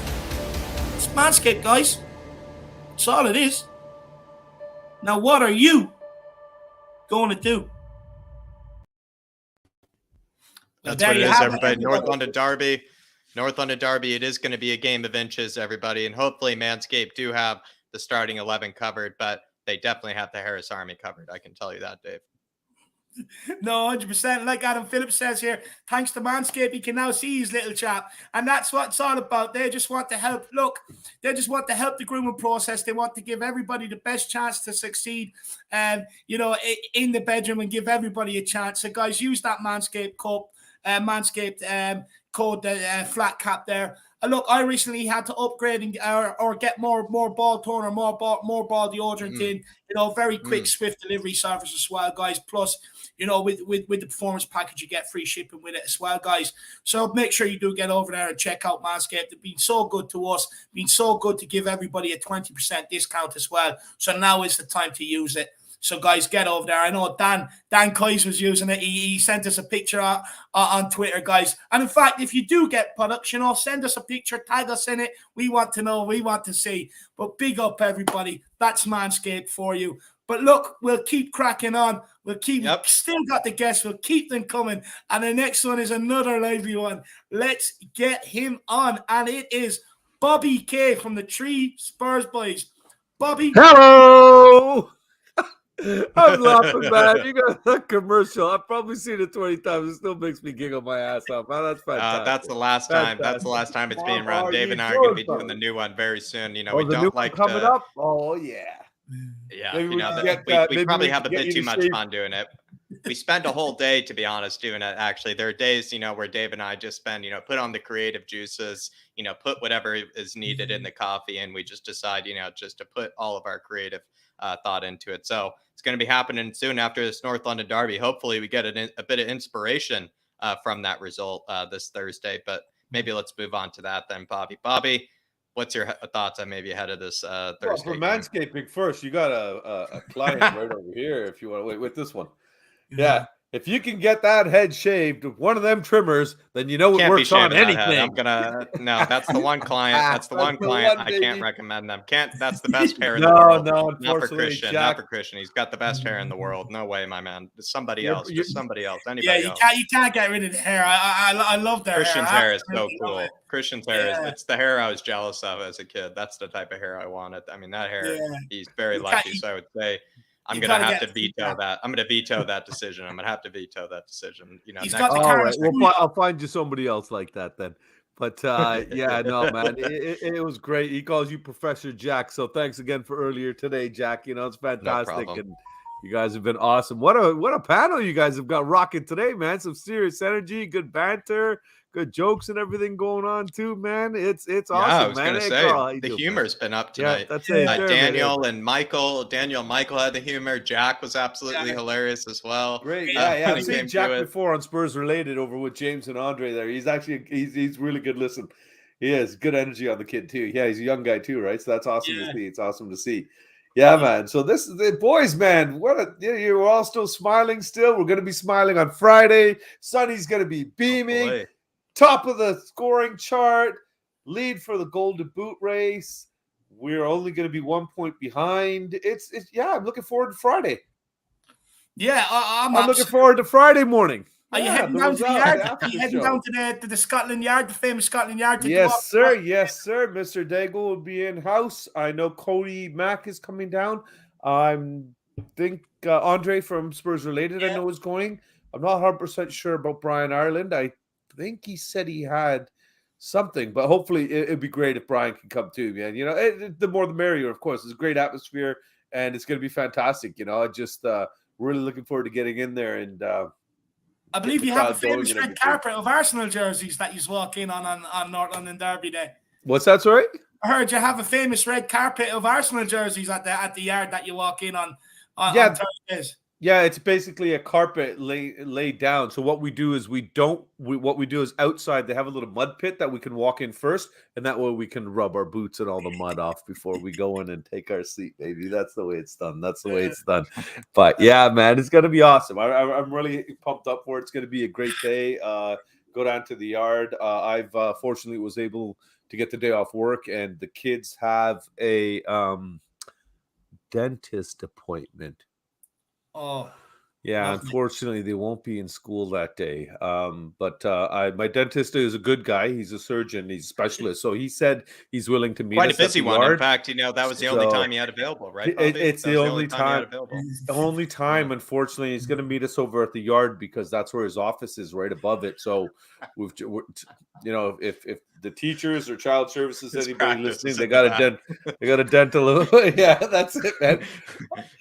No, man, it's all good. It's all good. So, boys, man, you guys, you keep bringing up the Harry Kane wonder goal and everything. That's a favorite. So while I was back here, I was compiling my little list and trying to think of which ones I liked most. And I narrowed my list down to 5 because I just kept thinking, Genius had some good ones too over time. Really? Yeah, 5. That's tough. It's no, my favorite though, I still remember is the Christian Zieg one, the free kick, the left footer. It was 2001, 2002 season maybe. It was you just boom way outside the box, and you just you see him going over, and it goes crazy and everything. And then there's the Walker one. Do you remember when Walker was with us and the ball had been cleared out and Walker was outside the box and he came running in? He just all of a sudden out of nowhere, the guy's just a rocket comes in and screamer just bashes it one time. And what's his face was in net? I've just watched the Christian Zieg one. It's absolutely unbelievable. The free kick is central as well. It's off, and do you see the way boom? Oh my God! See that right at the top too, man. What a goal that was, man. That was just freaking I wish awesome. I could have seen that one. That the only reason I remember that one, Jack, is because I know about the England Kyle Walker one. Yeah, the reason I remember the Zieg one so much because I was in England at the time at a pub watching that game with my cousin that made me, and I still remember everybody, even people that weren't Spurs fans, were like, oh my God, you know what I mean? And it was just because we've seen over the last few years, we've seen some crazy. I think players are getting stronger. The balls, the aerodynamics have changed, so we see crazier and crazier free kicks. But we can go back 20 years. That was just freaking awesome. There's that Walker one that I was thinking about. There was the obviously the Sunny one, the one that he just came when he did the run up in the top corner. My favorite Kane goal is of course the ripping off the mask. He's so tight back there. Yeah. How did you even get that angle on net, man? That's just absolutely crazy, man. That is just friggin' how do you even get that? What about Danny Rose? What about Danny Rose v Arsenal scoring? Danny Rose on his debut, baby. That was on my list. But it got trumped but it got trumped. It was what did I decide on the fifth one? It's got to be David Bentley, surely. Bentley, thank you. It was. Who was it? I think it was Genius or Huddleston. The ball gets cleared out. He chests it down to him, and the ball's just coming, rolling off his partner's chest, basically. And just boom. Yeah. And he's just inside the half. You know what I mean? He's just so freaking far. It was crazy, man. That goal was crazy. I want to see 1, 2, 3 of those this weekend at least. And I want to just shout out my man TR is in the group chat there, and I know he's a big gunner. So hey, TR, man, you are the best gunner in the world. You're in every Spurs chat. You're always coming along and supporting all the channels. So please, my man, 3 Spurs boys, my kids' channel. If you get over there, drop a like and subscribe while you're at it, because you're so good at making sure you're in every Tottenham chat, and that. It is great to see. I really hope you don't feel too bad on Thursday. I'm sorry. I just hope once we pull his pants down that he on Thursday night that he'll have the same energy Friday, Saturday, Sunday into next week. No, he's gonna have a long weekend. He's still in here, because if not, he's gonna have a long one for sure. He definitely is. Be a short spell, of appreciation. You know what though? But like I said, I appreciate anybody that supports all the channels and stuff like that. So to have somebody from the red community come over and in their heart know they want it to be blue, that's okay, man. We welcome you, brother. We welcome you with open arms, man. Come on over. It's okay. If you're worried about disappointing a family member, if you're worried about disappointing your daddy or your grandpa or somebody that was a gooner and made you a gooner, and you don't want to admit this is where you want to be because blue is such a friendly, loving color, it's okay. We will be your new family and welcome you in with open arms, my man. Open friggin' arms, because that's the way the Spurs roll. One happy community, baby. One happy community. But there is one thing I want to address because you didn't talk about it today with anybody, and it's the only thing that pisses me off. What the hell is going on with us bringing back Steve Hitchen? I don't think we're bringing him back.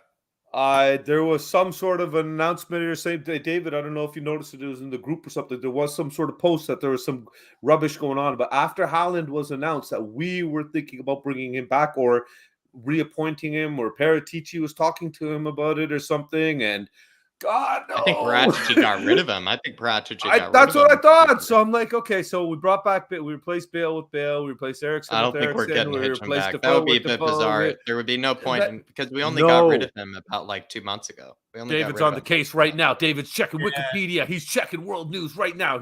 You texting Alistair? Alistair, no. What's going on, Mr. Gold? We need to know. I don't see any reports on it. No, good. So it must have just been some Daily Mail bullshit waffle, as you guys like to call it over there, right? I think, in fact, Bobby, I would go as far to say that Daniel Levy wouldn't even take Hitchen back. I think Daniel Levy doesn't even trust Hitchen anymore at this stage, because while Daniel Levy pretty much tied his legs, his arms, zip tied, his mouth and everything all together, made it impossible for Hitchen to really succeed. It's not like Hitchen really did anything of any note anyways. So I think like when Levy looks at Hitchen, he's kind of thinking like, well, this guy didn't really do a lot with my money, so he wouldn't really see a motive to bring him back. Whereas like Paratici, he's probably seeing Paratici as someone that's like, this guy's getting some good players, with the money that I'm giving him. Where I think Hitchen, while Hitchen was really limited by Levy, he wasn't exactly getting in the signings that, we needed. With the money that he spent, he still wasted close to 200 or 300 million. That's the point I was going to get to, though. He spent the money. So why would Levy hire him back? Absolutely maddening. So that's what I'm saying. And so probably one of my kids dropped that rumor on me. It was Jay on the way home from school. He was like, Dad, did you hear this? And he knows I'm old and I forget shit quickly nowadays, so I don't know where it came from. And he's like, he's going to say this on a show later, and then I'll laugh at him about it. Yeah, thanks, Jay. I'll sort you out later. But sorry, Amir, I saw Amir was asking, he was trying to find the channel. Amir, it's the number 3, and Spurs boys, all one word. No spaces, no nothing. He was saying he's having trouble finding it. And I know, Amir, you're a big supporter, brother, so I appreciate it. Great peace channel you got going over there, my man. Such a lovely, lovely man. You know, what a great soul. More people like this are needed in the world. So, boys, Speaking the of missing Amir's party. nickname, though, the Woolwich Wasters, do you think they'll be the Woolwich Wasters this Thursday? And do you think they'll, in fact, waste their, top 4, berth, which they kind of had, to be honest, right in their grasp. And we shouldn't even be competing for top 4 with them. But they did kind of let us back into it. So will they be the Woolwich Wasters? They didn't let us into shit. We got ourselves back into there. Now, we did have a few bumps on the road, of course, like that with Wolverhampton, and there it is, Bobs, for the Bullshit Express. That's where I got it. Yeah, it was these kids making me read it. But we got ourselves back in there. We put ourselves. Oh, brilliant! Thanks, David. We put ourselves back in that position. Yeah, we had a few bumps in the road with the Wolverhampton, Southampton, the Brighton drop points, obviously the Brentford drop points and everything, and that horrible loss to these pieces of shit back in towards the beginning of the season under Nuno. Fucking Nuno. Like, for any Arsenal fan to think that this is yeah, exactly, Lindsay. Exactly, man. It's like let's roll the dice and see where it lands. And okay, I'll take that guy. Somebody said he's good. Like me believing this Steve Hitchen bullshit. Somebody in a paper somewhere wrote it, but it's maddening, man. But I think that we're going to be able to give them a different game because they're missing Partey. I thought Saka had picked up a knock, but it's not being. Okay, Bob. The Partey I know for sure is out. I know Tierney's out for sure, but Saka, didn't he pick up a knock in the last game? I think Arteta done his press conference. I think he's fine for this game. I think White is returning as well. Bonus for us, okay. Yeah. But I look, their defensive day. It doesn't matter who comes back. At the end of the day, we're still going to absolutely annihilate them. We've got the best forward line in the Premier League in Kane, Son, and Kulu. So it doesn't really matter who is back for them. But I think Saka is fit. But again, doesn't really bother me, to be honest with you. At the end of the day, we should be able to handle this Arsenal team. Oh yeah.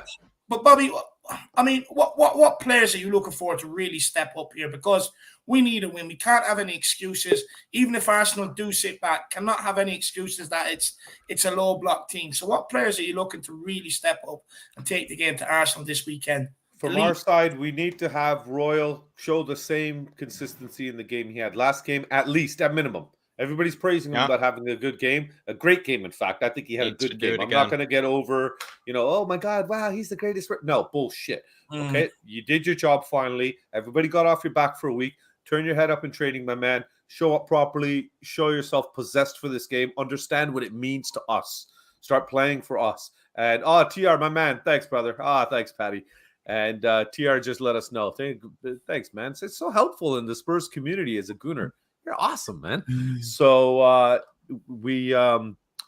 sorry, I lost my train of thought there with that one there with what were you saying? What did you ask me, Joe Jack? I was just saying, I got excited about TR.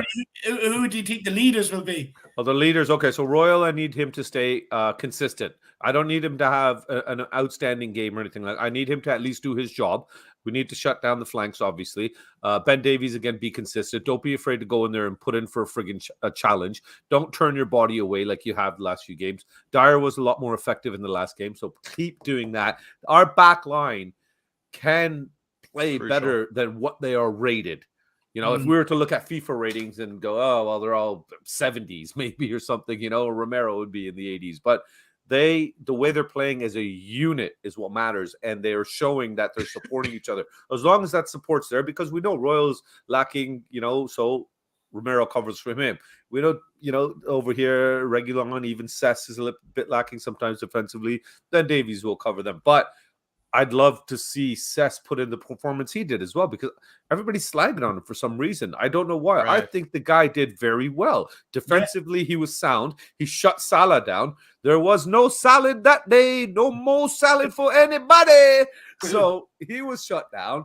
There was no, croutons for nobody over there. So that was all done. And even when he came off, it was a little bit, okay, Mo still didn't get too much. But by then, he'd been phased out of the game. So it was fantastic.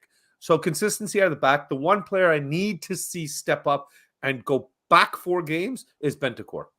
Yes. Because before he picked up, I think they're saying he picked up a little something over at Brighton. And since then, he's been kind of, so what's this, Aaron? Yes, Aaron. Yes, 3-0 for the 3 Spurs boys. Love you, buddy. I love this guy. So I think that Bentancur really, really needs to show much more than what he has over the last few games. Even against Liverpool, we got really lucky with some of those wayward passes he threw out there. You know, he had quite a few picked up by the other team.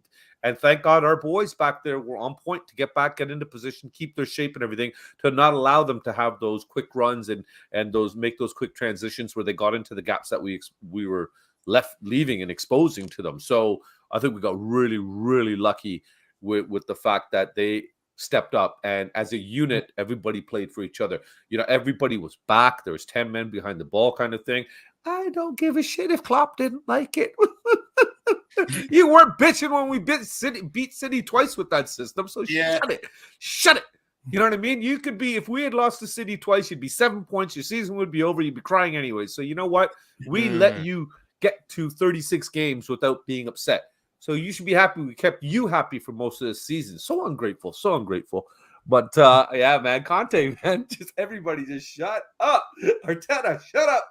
You know, does it excite you, Bobby, that Conte gives it back to them? You know, to the Premier League, Arteta, Arsenal. Fucking love it. Yeah, love it. I do. Because as much as I know everybody hated Nuno, who was pragmatic play, this and that, I honestly think the man was thrown into the frying pan and without any support, and he was just kind of left to kind of rot away, and then he was used as a scapegoat. Now we got Conte after that, so okay, a lot of people are really happy with the way that worked out for us. But in the same sense, it's like, did we really need this guy in here? And we did really need him to do so poorly and show how bad the team was that we needed to step up? But again, I don't want to start getting into the Levy should have done this years ago, and why do we have Winks and da. Don't matter. We are behind this team. 3 more games to go, boys. Big game in a couple of days here. I'm really looking forward to it. I'm looking forward to having the day off. It's going to be a sunny, sunshiny, beautiful day. Going down to the yard, see my man Brian Daigle, Mr. Fingers, as you know him. I'll leave you out for you, my man. And it's going to be awesome. It's going to be a great atmosphere. Kids are pumped up. They get to miss school. I mean, they get to go see the dentist. And the one thing I didn't answer, and I wrote it down, so I wanted to remember. I want to know. Yeah, I know it's going to be a tough day, man. Molar removal, man. I'm going to be there for 3 hours at least, maybe longer. But the one thing I want to say, I had to think about this. I do not like hard metal rock kind of thing. I don't mind soft rock, like that radio playlist kind of stuff, but that not my thing. But there's one song I've always loved, and I always used to think this would be my intro song for anything, especially if I was a fighter. Do you guys know Limp Bizkit? Yes. There's a song they have called Break Stuff, or Give Me Something to Break, something like that. And it's just, put that on, David. Look that up tonight. Look up Break Stuff, and there's a part in it, and he's just. I have that while playing Ultimate Team. It's one of those songs that just gets you raged up and ready to like just beat the shit out of somebody. Really, that's all this song is about. That I'm gonna kill the other person. That's all it is about. And if this game doesn't, warrant a song like that, no game all season has. And this is the one I think that would, will bring everybody up and let them know that they're here to get smashed. Yeah, the reality is they could still go on and win their last 2 games. We'll still finish 5th, but this Thursday first, I'll worry about the next 2 weeks and 2 weeks. Yeah. But this Thursday first, I'm hoping that we beat their asses so bad that there's chunks of Lego missing off their manager. Just little chips here and there, and his hair's a mess and everything. I want to see them crying. I want to see TR come back on the channel the next day and say, guys, please talk to my dad. Tell him I want to be a yid. Please. I don't want to upset my grandfather or my great-grandfather who was a gooner. I can't do it anymore. I can't do it anymore. This is the color I want to see everywhere. This is the color I want everywhere. Right there, baby. Right there. I want that color, this beautiful blue. It's so inviting. It's so inviting. Red. Ooh, angry. Ooh, we don't want anger, baby. We don't want anger. We a happy bunch. But we want to see a little anger on Thursday when we beat the shit out of you. Sorry, man. I know why they use the red jerseys though, because they're look, we all know the Emirates as the library or the toilet bowl, you know, and the fact that it's so quiet there, that's why they use red, just so that they can stand out. They're such tryhards, they're dying to be seen. That's why their jerseys are red, you know. Because they're just so quiet. No one takes notice of them. Poor little boys. Look at you, man. A wealth of football knowledge and now fashion knowledge too. David does it all, man. I thought Jack was the professor. No, Jack is the professor. But look, don't underestimate my skills, man. Don't underestimate. Never have, never will, my man. Never have, never will, man. Never will, brother. But I know you. Sorry, go on. Yeah, no, sorry. Just Aaron Dove said changing the prediction from 2-1 to 3-0 for the Spurs, boys. I really hope that comes in, Aaron Dove, because that'd be a nice pasting for Arsenal to remember, my man. You mean at halftime, though?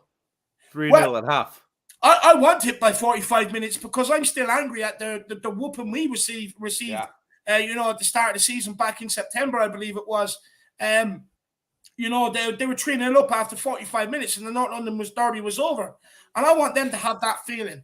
The North London Derby being over after 45 minutes. I want them to know how badly that hurt me, you know, and how bad it hurts, because you're sitting there for the next 45 minutes and, you know, obviously misery, but you're just in absolute misery. It's almost like torture, you know. It's like watching your missus ride another man. It's honestly, it is. Like, it's just pretty ridiculous. Jump in. Come say hi. Hello. Hold on. Hey, Christian. It's okay. He can't hear you yet, so you can carry on with the missus thing. Hello. I was liking that. Come say hi quickly. We're just talking about Darby. Come give your score prediction. I'm jumping off right now anyways. I got to get the next person on. My prediction is 20-0 to Tottenham. Say hi to TR and tell him we're gonna pitch in and get him a Spurs shirt. Hi TR, we're gonna pitch in and give you a Spurs shirt.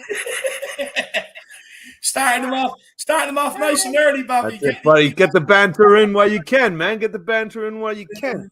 You know, so I want this banter now. We've got 3 days of banter coming up, so he's got to practice. Don't do that. What are you doing? Sorry, can you? That's happening on my screen over there. Thanks. Yeah, stop it.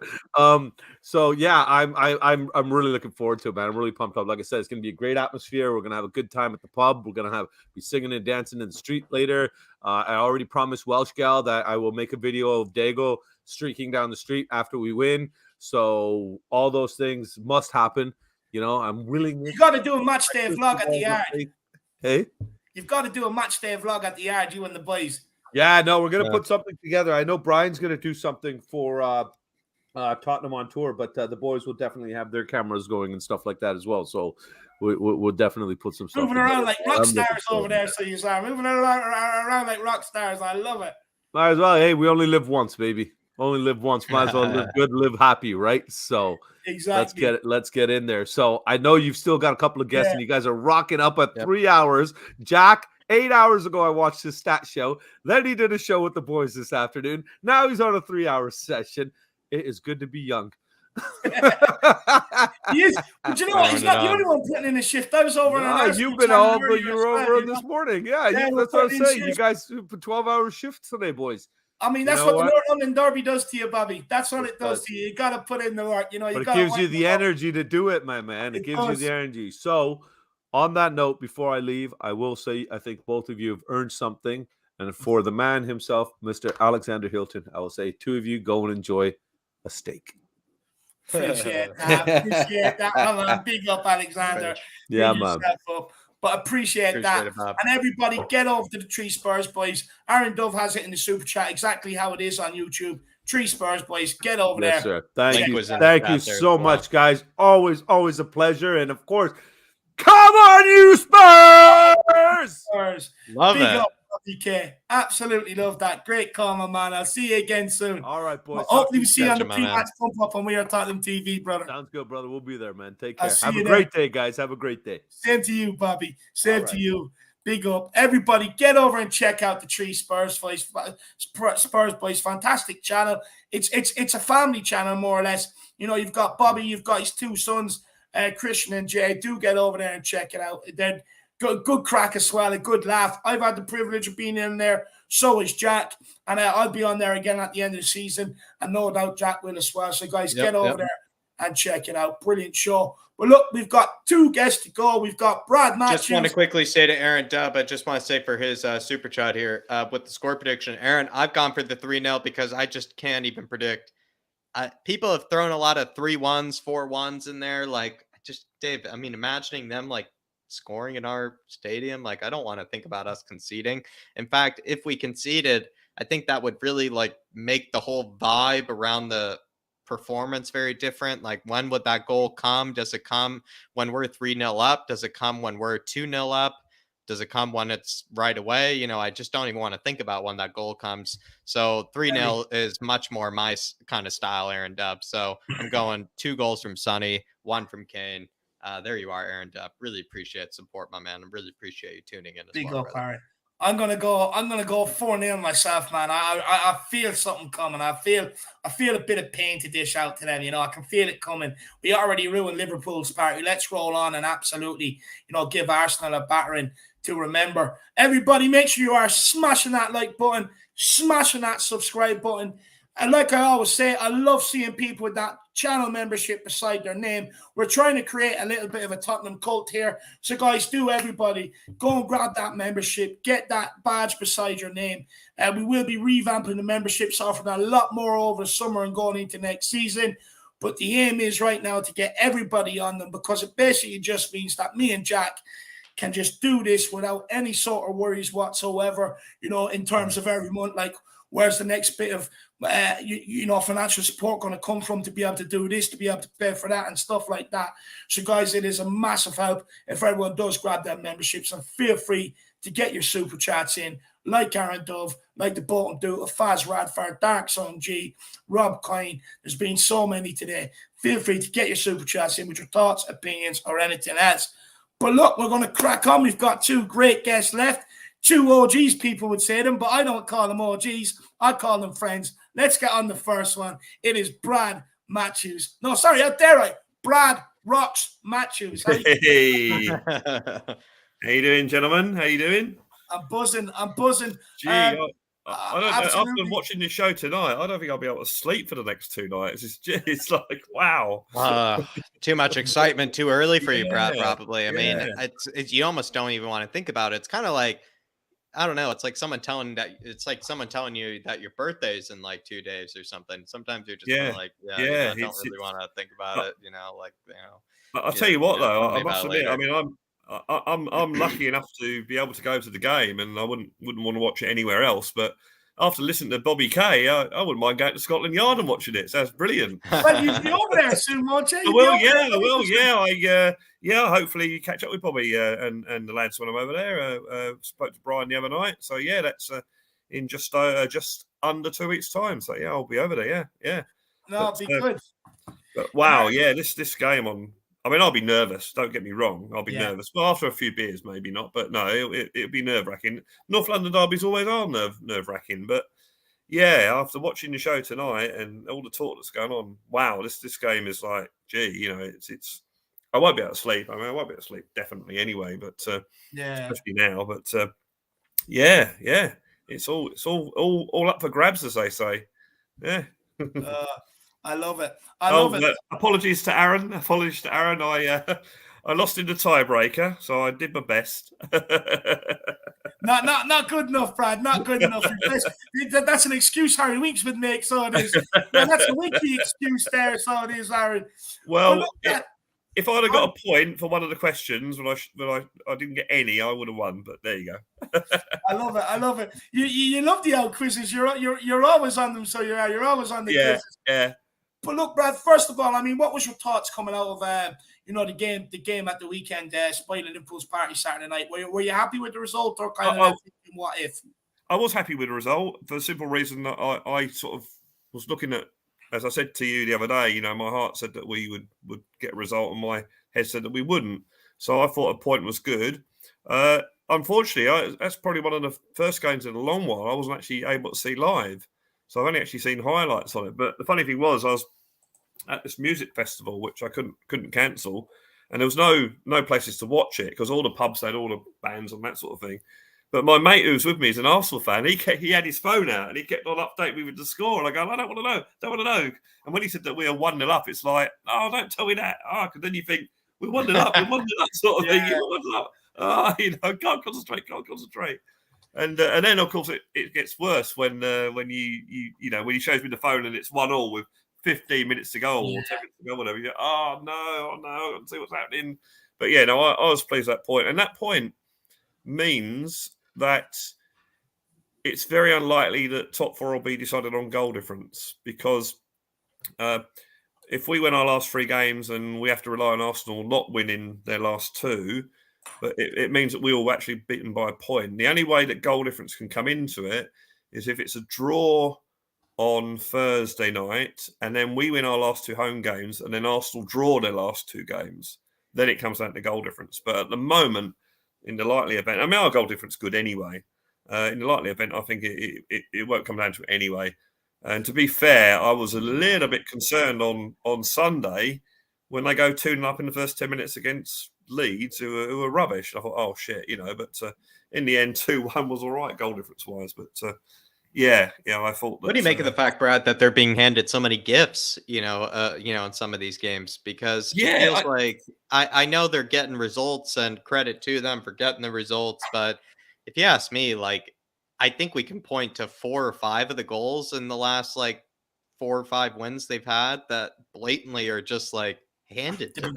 No pun intended, handed to them. Goals handed to in fact. They haven't really had, apart from possibly West Ham, they haven't had any opposition. Chelsea were absolute garbage, and laid down. Man United were rubbish, missed a penalty, West Ham probably did give them a game. But there again, they were without Dawson and just come off of a big European game for them. And then Leeds, I thought, fighting against relegation, I thought, well, they'll give it a go. And then the goalkeeper gives them the first goal.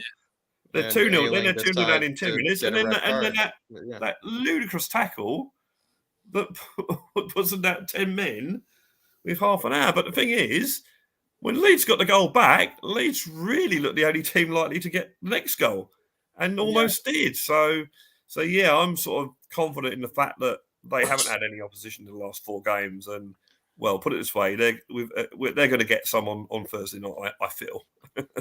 I'd hope that maybe that team they come up against Thursday night isn't going to be giving them those sort of gifts and those sort of opportunities. And I think they've almost been kind of buying their own sort of success or, reading into it a bit too much recently because, of course, they've gotten a lot of swagger and a lot of, kind of motivation from those results. But I think they're not realizing that a majority of these were gifts. And I don't know.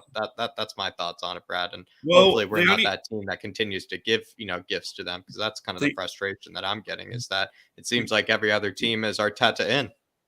The only thing that worries me about Thursday night is that the occasion gets the better of them and someone like Romero or any of the defenders goes in with some horrendous tackle and gets sent off because the crowd will be going, That's the only thing that worries me about Thursday night. We've got to, I think I've said this before, be aggressive, but control aggression.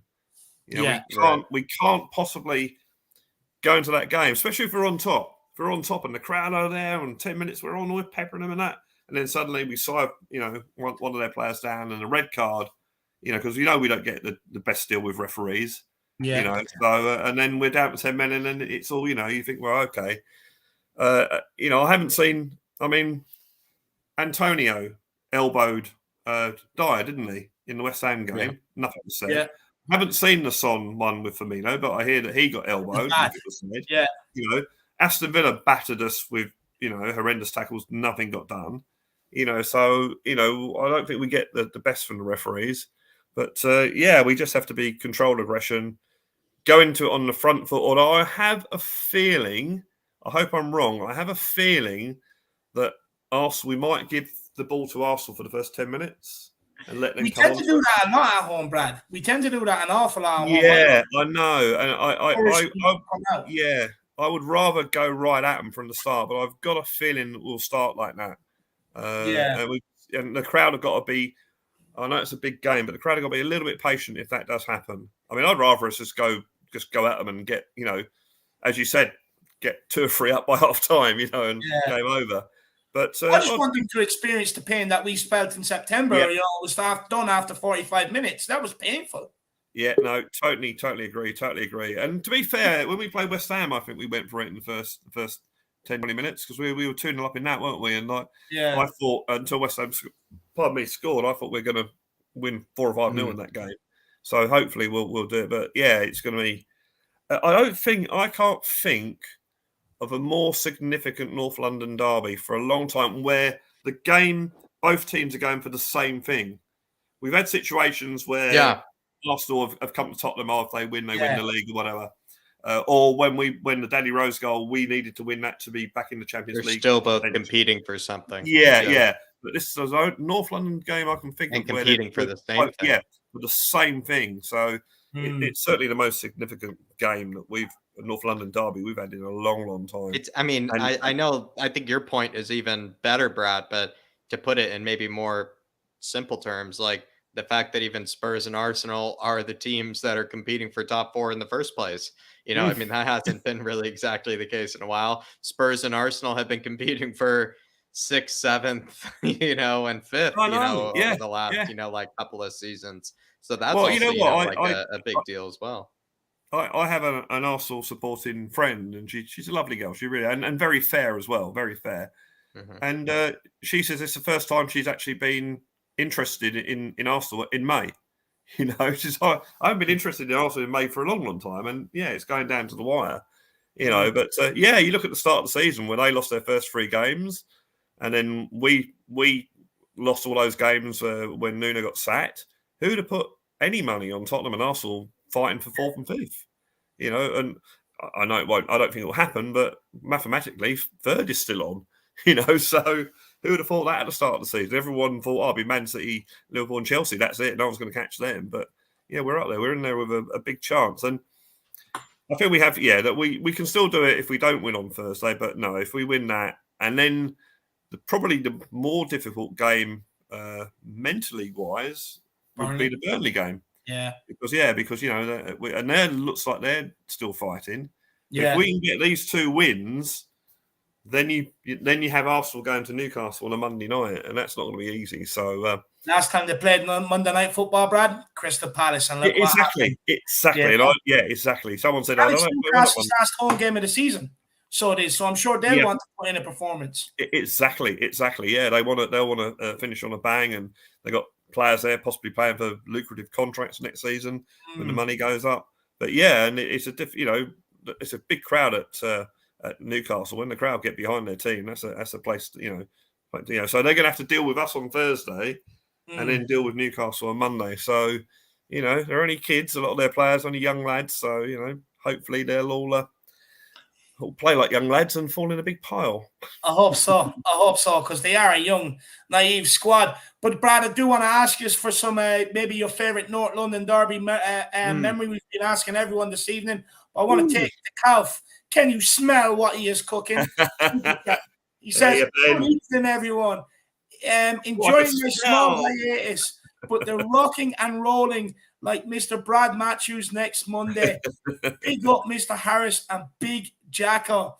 Ben, it's been quiet without you, Benji. It's been quiet.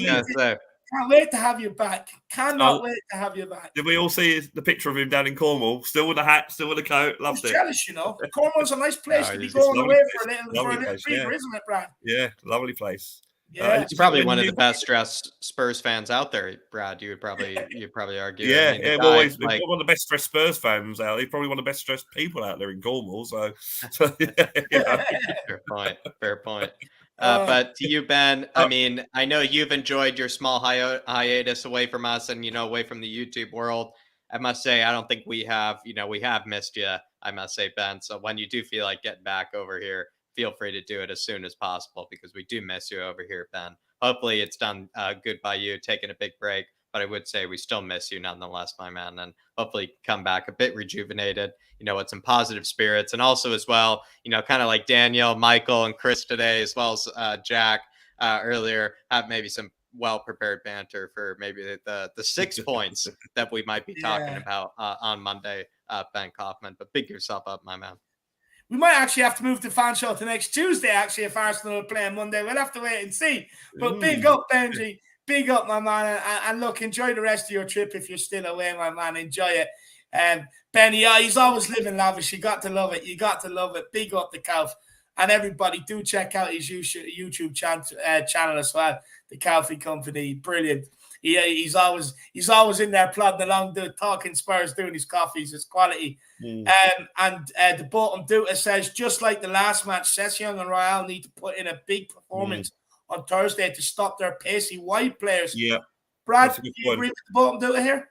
Yeah, that's a good point. And also, that goes the same way when I think Bobby Cave was talking about who do we need, what we need to do to if they do a low block or whatever to beat them. And we need the wing backs, certainly attacking wise, to be good and provide that outlet, because then you get that. I mean, everyone knows if you've got a lot of width, you're going to score more goals than if you haven't.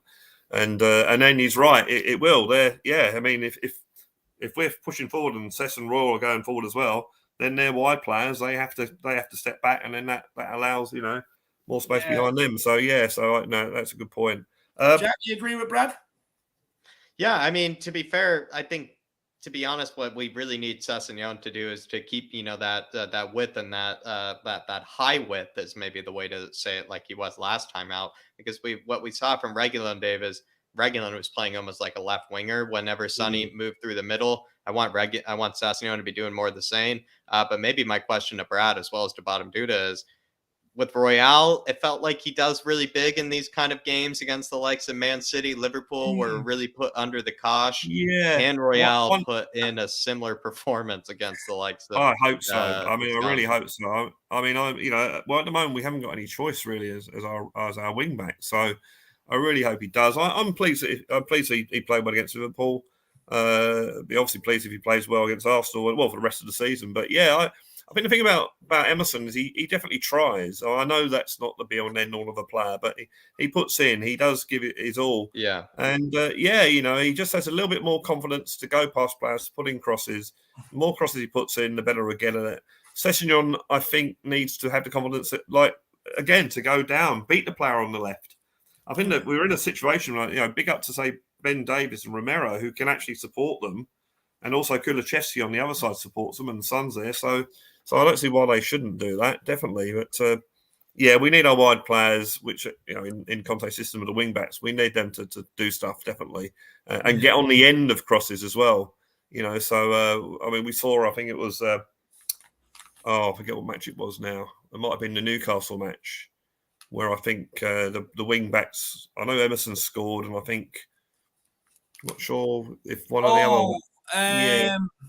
Doherty did Doherty? Doherty did, because he's playing left. I'm trying to beat the left wing. I mean, no, it was Doherty on the left. But we need them to do that as well, to get behind, and that's right. That's what we miss as well. That the players coming from behind at the back, and to do that. So 100%. Yeah. Yep. The bottom dude at the wing backs, I think, are the difference between winning and losing with this team. It feels like if they can put in a 7 out of 10, we have a good chance of winning. If they put in less than that, we have a pretty solid chance of not getting anything out of the game. That's my thoughts on the things. But the bottom dude, really appreciate support. And Brad Matthews, thank you for coming on, my man. As always, thank you for making the time out of your evening. Thank you for taking up. Yeah, he's going to ask me a favorite Arsenal match. Favorite goals. You know what?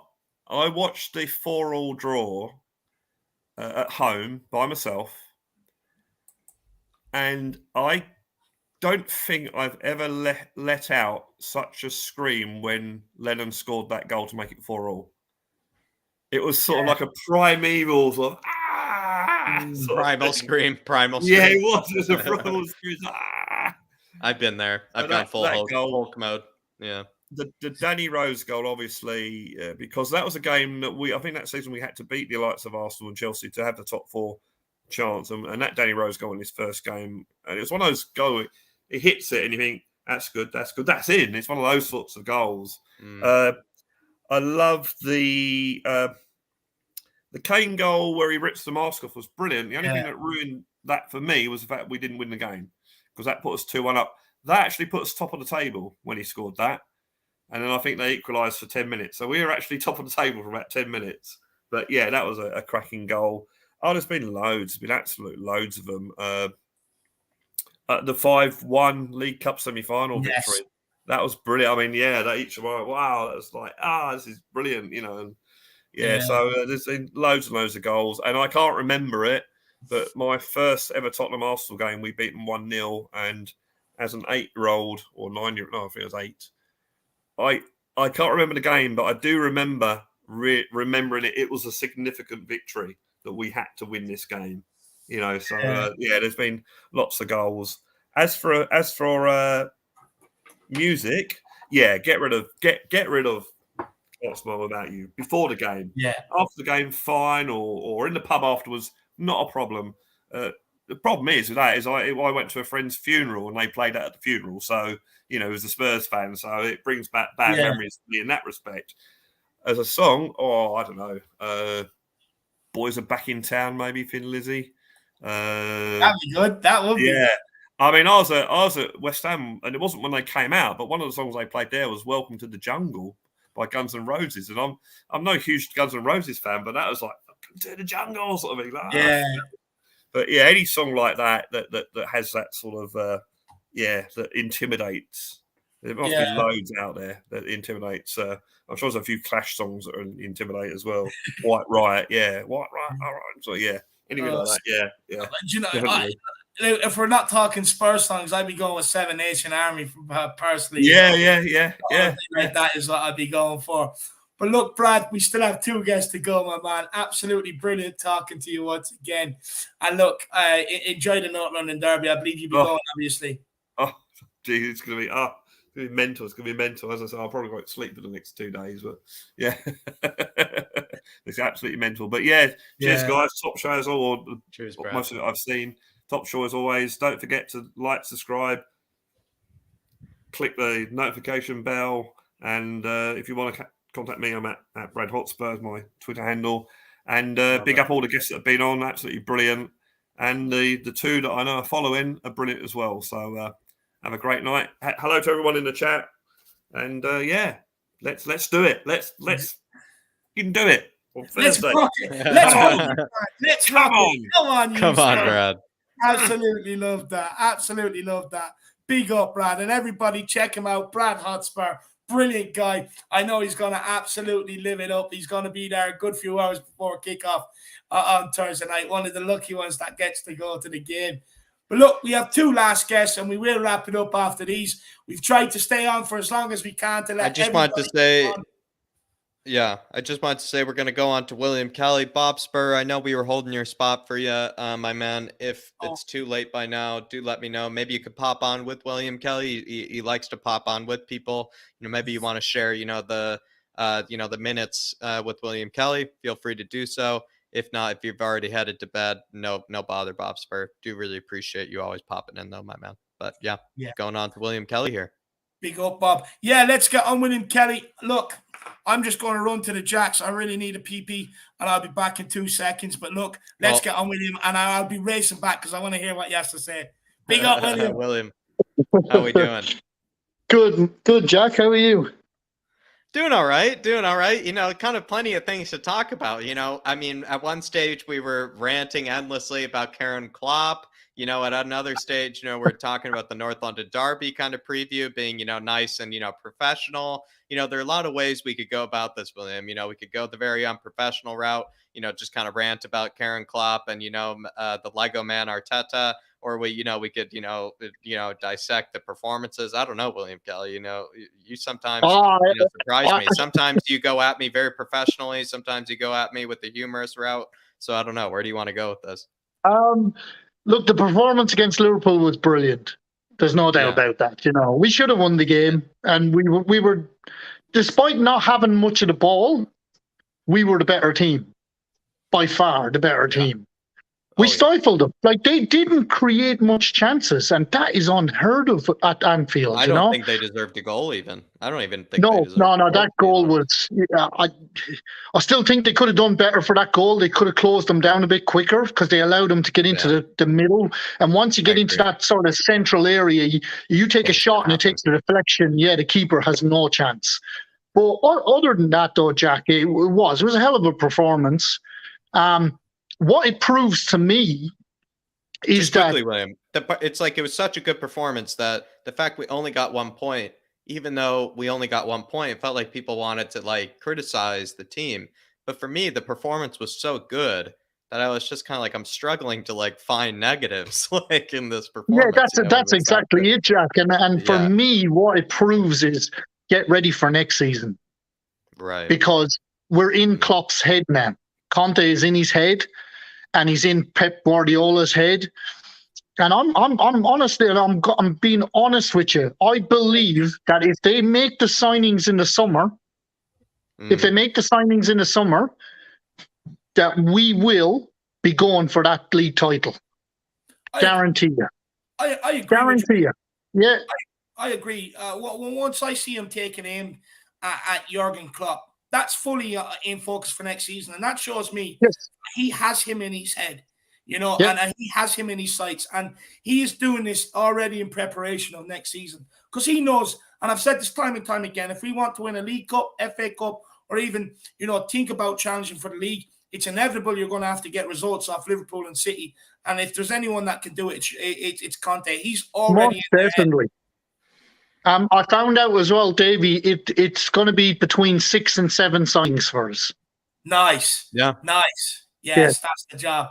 If anyone wants to know what we're talking about, me and William were on the phone to each other for about an hour the other day, and I asked him to go back to the clairvoyant to find out what the back will be like this summer, because I just don't have the patience to wait. Neither do I, Davey. Neither do I. I just want trophies. I'm sick of it. I was on the Arsenal channel earlier on. He says, "What the Spurs fans want?" I was like, "Man, seriously, that's not even a question. I just want trophies." I'm starved at this stage. He started taking the mickey out of me. He was like, "How long has it been now?" I'm just like, "Look, lad, don't even have to go into that." It's coming. Look. At the end of the season, we're going to have a bit of disappointment, because even if we beat Arsenal, I still think we're going to just lose out on that 4th position. But you know what? It'll be a blessing in disguise in the end, because what it will do is it'll just volume what Conte wants for next season. And the players that are in there, it's going to focus them more. Yeah. When they start seeing good players coming in to this team, they're going to realize that we're building now for something special. And it's coming next season, boys. We're going to have a trophy. Guarantee you. Do you think the likes of Klopp... Oh, sorry. Yeah, I do.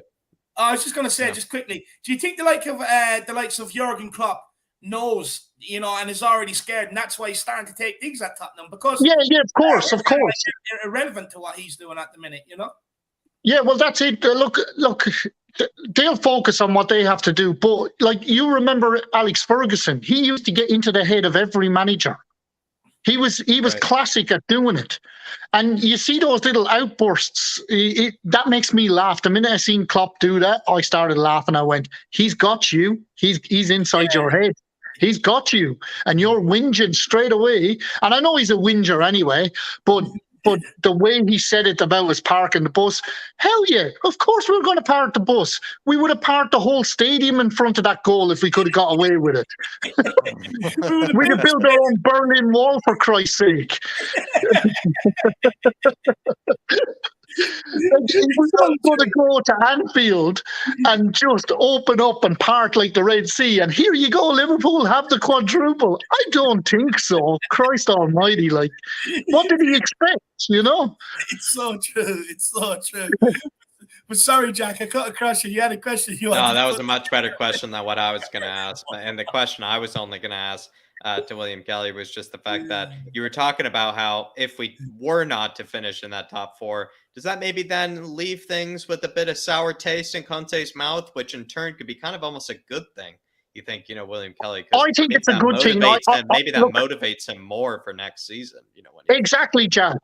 Like Conte's a winner. And I said it from the start when he came into this club. If you're going to bring a guy like Conte in, you better be ready for success, because that's all he wants. He's so focused on it. He's come into Tottenham and he's looked at the facilities, he's looked at the club, and he's gone, I've got a sleeping joint here. If they back me properly, I'm going to get them success. And I think if Conte gets success next year, what's going to happen is you're going to see it's a knock-on effect. He's going to want to stay longer and longer. And if he's up against the likes of Klopp and Pep Guardiola for the next 2-3 years, he's going to want to stick it to them every year, because that's what Conte is. He's a winner. And if he's up against top managers and top teams, he's only focused on one thing: to win, basically.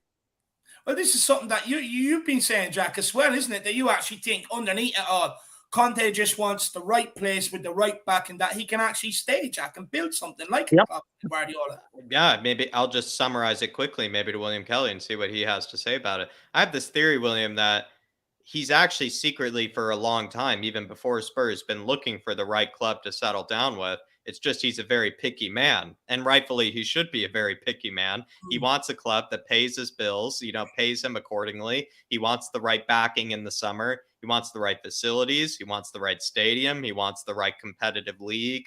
He wants everything to be perfect for him. Once that's the case, it feels like maybe he would settle down, with the team for a while. And that's why, with Inter, William, he was saying how broken up he was about, leaving there. That gives me the feeling that he was wanting to settle down there, and, he wanted to, establish himself there, but it just didn't work out, which is why he was so broken up about it, which makes me think then, in turn, the next club that he picked, which happened to be Spurs, is the club that he wants to try to settle down with. Exactly, Jack. And I think because, and as well as he didn't just jump into the next job, proves that what you just said is right. And he was very heartbroken, apparently, about the whole Inter thing, because he had established a really good winning side there. And I think the next step for Conte, after he gets that league title with a team that he feels he's settled with and he's going to be backed, is he wants to go after that Champions League then. That's the main goal for him, because he hasn't proven himself in Europe yet, So look, me personally, I think Tottenham is the team. I think he's already fallen in love with it. He knows there's issues. He's pointed out the issues. The good thing about Conte that us fans should really admire is that he's honest. He's as honest as the day is long. And that's the best thing about it. He will say it as it is, and we get the truth right open. And there's no questions asked, And if he thinks things are not going right, he will say it's not going right. And I love that about him. Absolutely love that. And do you know what? I also can't wait to see him. Just thinking I can't wait to see him on Thursday, how he's going to be. Oh, he's going to be so animated. Honestly, I want to see my manager get as animated as the fans and, as the players on the pitch. And I can't wait to see it. But William, got 2 super chats here to get to while you're on. The bottom dude says, will we see another 5-4-1 without the ball, or will we see Kulu and Son further up the pitch? If we go ahead, I wouldn't mind Conte parking a tank. Love that about him, dude. Just to answer quickly, I see us more or less continuing, like that's the natural shape that we seem to have as a 5-4-1, but I reckon we'll just be working a whole lot harder than we even were in the Liverpool game. Like the defensive line might be a bit higher up the pitch. Certain players like Højbjerg and Bentancur might, all of a sudden press up, a bit more than they normally would. The same thing for Kulu and Son. So I think it is sort of a 5-4-1 natural shape, but I'd reckon you'd see a bit more pressing and a bit more hard work in certain ends of the pitch than maybe you saw against Liverpool. Where at Liverpool, it was like, William Kelly was like watching Conte direct like a big, it's like an orchestra, sort of thing. The way he's like, watching the whole team is like the whole team is like shifting like a jellyfish, is so like beautiful the way that they were keeping like their shape and everything. I don't see that being as much the case in this game. a bit different. I expect it to be a bit more open-ended with the way the players play to bottom Duda, but that 5-4-1 shape is kind of the natural shape that comes out of that 3-4-3 sometimes. So it's a good question, though. It's a good question. Conte parking a tank. Conte parking a tank. I mean, I have no problem with it, William Kelly, him parking a tank, to be honest. Sorry, Jack. At one stage, I thought Conte was going to jump out and jump into central defence. Do you know what? I needed him to at one stage to block that, that shot. To block that shot. I think if he was given the chance against Leeds, he probably would have put himself on instead of Harry Winksy anyway. But the bottom do it just for me quickly. Look, maybe we could see a 5-4-1 without the ball. It is a good defensive structure, to be fair. I mean, it really worked against Liverpool. Do we need to play against Arsenal? I'm not so sure, Look, I would much rather just see us get at them, just press them, get at them. Don't give them any time to settle or feel any sort of comfort in our home ground, to be honest with you. I do believe you'll see, I think you'll see Son as the focal point. I think you will see Kane dropping deep at times. And Kulu, to be fair, he kind of just sits in between them. He's like the link-up man. If Kane needs, he's there, And look, if we go one up, I'll be honest with you, I wouldn't mind parking a tank. I'll be honest, or put the Berlin Wall, like William said earlier. But you know what? For me, I'll be honest, I want to go for the kill. I don't want to do any of this sitting back 1-0 up. I mean, it's what people criticise Jose Mourinho for, and we've seen with Eric Dyer and Davies and that in the past. They just don't have it to hold out playing like that. So for me, I actually want to put my foot on their neck, and I want to suffocate them. I really want to go for the kill. At the end of the day, look, this is a rivalry. Every chance we get, I want to give them an epic beating of all proportions. Make sure they start putting respect on our name. At the end of the day, they moved into our territory. They're North London dwellers. They're originally from South London. They're absolutely a ridiculous football club. But big up the bottom, do it. Really appreciate the support, brother. Really appreciate it, my man. Good talking point. And Aaron Dove says, love to Ned Kelly. Let's go, Rob Levy and Lewis. Any relation to Ned Kelly, though, William? Brilliant movie. Well, I was actually going to call Luke Ned Kelly because I thought it'd be quite funny in when he get school roll call. Ned Kelly to the office, please. Being Australia and all. I did wind up her family saying when he's born, I'm going to call him Ned. For anyone out there that doesn't know who Ned Kelly is, he's an Irish outlaw over in Australia way back in the day. It cost him a good bit of ructions, to be fair. So he did, But I think his parents came from Ireland, wasn't it? Or his dad was Irish. His dad was Irish, but he was born in Australia. But he had a bit of an Irish accent. Yeah. Yeah, his parents were Irish. That makes him Irish, though, lad. That makes him Irish. Oh yeah, he's got 50% blood running through him, man. Yeah, definitely. But as far as Robin, Levy, and Lewis, I'm pretty sure they won't have any cash on them for you to be able to rob them. I'd have to go to the Bahamas, David. No, it'd have to be an art heist. William, are you a good swimmer? It'd have to be an art heist. Shit, Jack. No. I'm like a lead balloon, man. I go down fast. I think what it would be then is that Aaron would have to be climbing up the yacht. He would invade the yacht. Maybe you would just sit on the buoy, on the raft, get it ready whenever he comes down with all the art, because you probably would find it tougher to rob the cash. Maybe you find it easier to rob the art from the yacht. So I'd go for a big art heist, Aaron Dubb, if I were you, my man. It'd be like going into the Indiana Jones, Jack. To be trapped setting all the art. Brilliant. Bring up Aaron Dubb. Really appreciate the support, brother. Really appreciate it. But look, there's no point in robbing them. They won't have acting on them in person. You got to go to Panama or the Bahamas, wherever they hide that money. But look, William, let's get back to the North London Derby. What's your favourite North London Derby memory? Oh, geez, I think my most favourite of all, and I can remember it up to the point when we won, and then after that, it's quite a blank, was when we beat Arsenal in the semi-final of the League Cup, 5-1. That was my favourite, and that's what I want Tottenham to do on Thursday night. I want them to go at them, get an early goal, and then suffocate them. Just keep going at them. Don't take your foot off the neck. I think that's what Tottenham need to do, because if Arsenal do try sit in like that, you've just got to really overpower them. You know, and I want to see Romero just break someone's leg. I know it's a terrible thing to say, but I do. I want to see him go through them.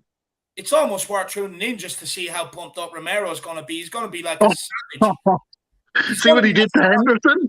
See what he did to Henderson? Yeah, that was epic. That was epic. Honestly, they'll have the guy in a straitjacket just to bring him out down the tunnel, because he won't be able to keep his hands off the likes of Saka and Odegaard. He really won't. And big up the Oulad. He says, I think Conte will play the same way. Don't forget, it's a limited squad. That is fair. That is true, actually. And he says, how does 5 counter-attacking goals sound? Sounds delicious. Absolutely brilliant. But I just hope it's not a case where Arteta just goes to sit back and has no intention of coming out there, because all they need is a point. They still leaves them 4 points ahead with 2 games to go. So there is that possibility. I just hope that Lego head, he can't get any thoughts in it through all that hairspray, to be honest with you, and that, he is naive and he does come for us. Because at the end of the day, all he is like Pep's side bitch. He's just Pep's co-man. It's absolutely ridiculous. But big up the Oulad. Big up the Oulad. I'll be honest, Dave. Yeah, when I'm not going, Davey. I'm not going. I'm not going. When you have enough hair gel in there, William Kelly, the fumes, you start to smell, your own hair gel a bit too much. Maybe that's what's happening to Lego Man right now. He's actually, thinking about the win more than he's thinking about the draw, because to be honest, William Kelly, the draw, that's what he really wants. That's what he really wants, is the draw. The draw is what but you don't do that. That's the worst thing you can do in football, is to go somewhere and try get it, really push for a draw, because what happens in the end is someone makes a bad error and it always goes horribly wrong. You should always go into a football game with the attitude that you can win. Even if you're not the better team, you should always go with that mindset, because it's mindset to go in with. Start as you mean to go on, isn't it, William? That's it. And I just personally, I don't think he's going to sit back. I think he thinks his team is good enough to come here and to get a win, and he's going to get the biggest, rudest shock of his life.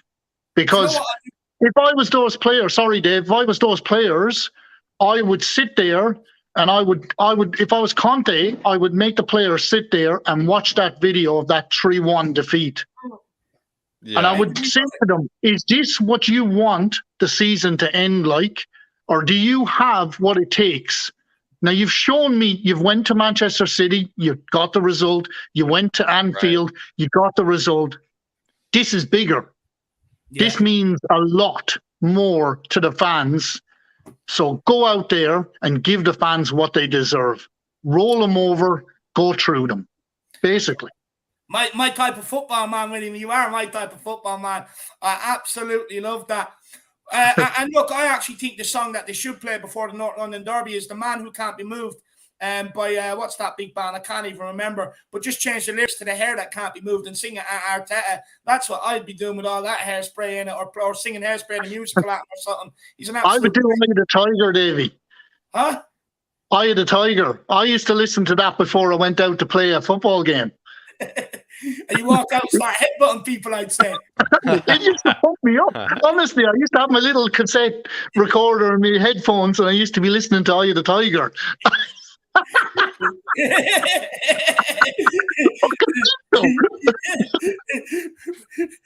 I'd say they know you as the local loony, the man walking down definitely on the way down to a Gaelic match.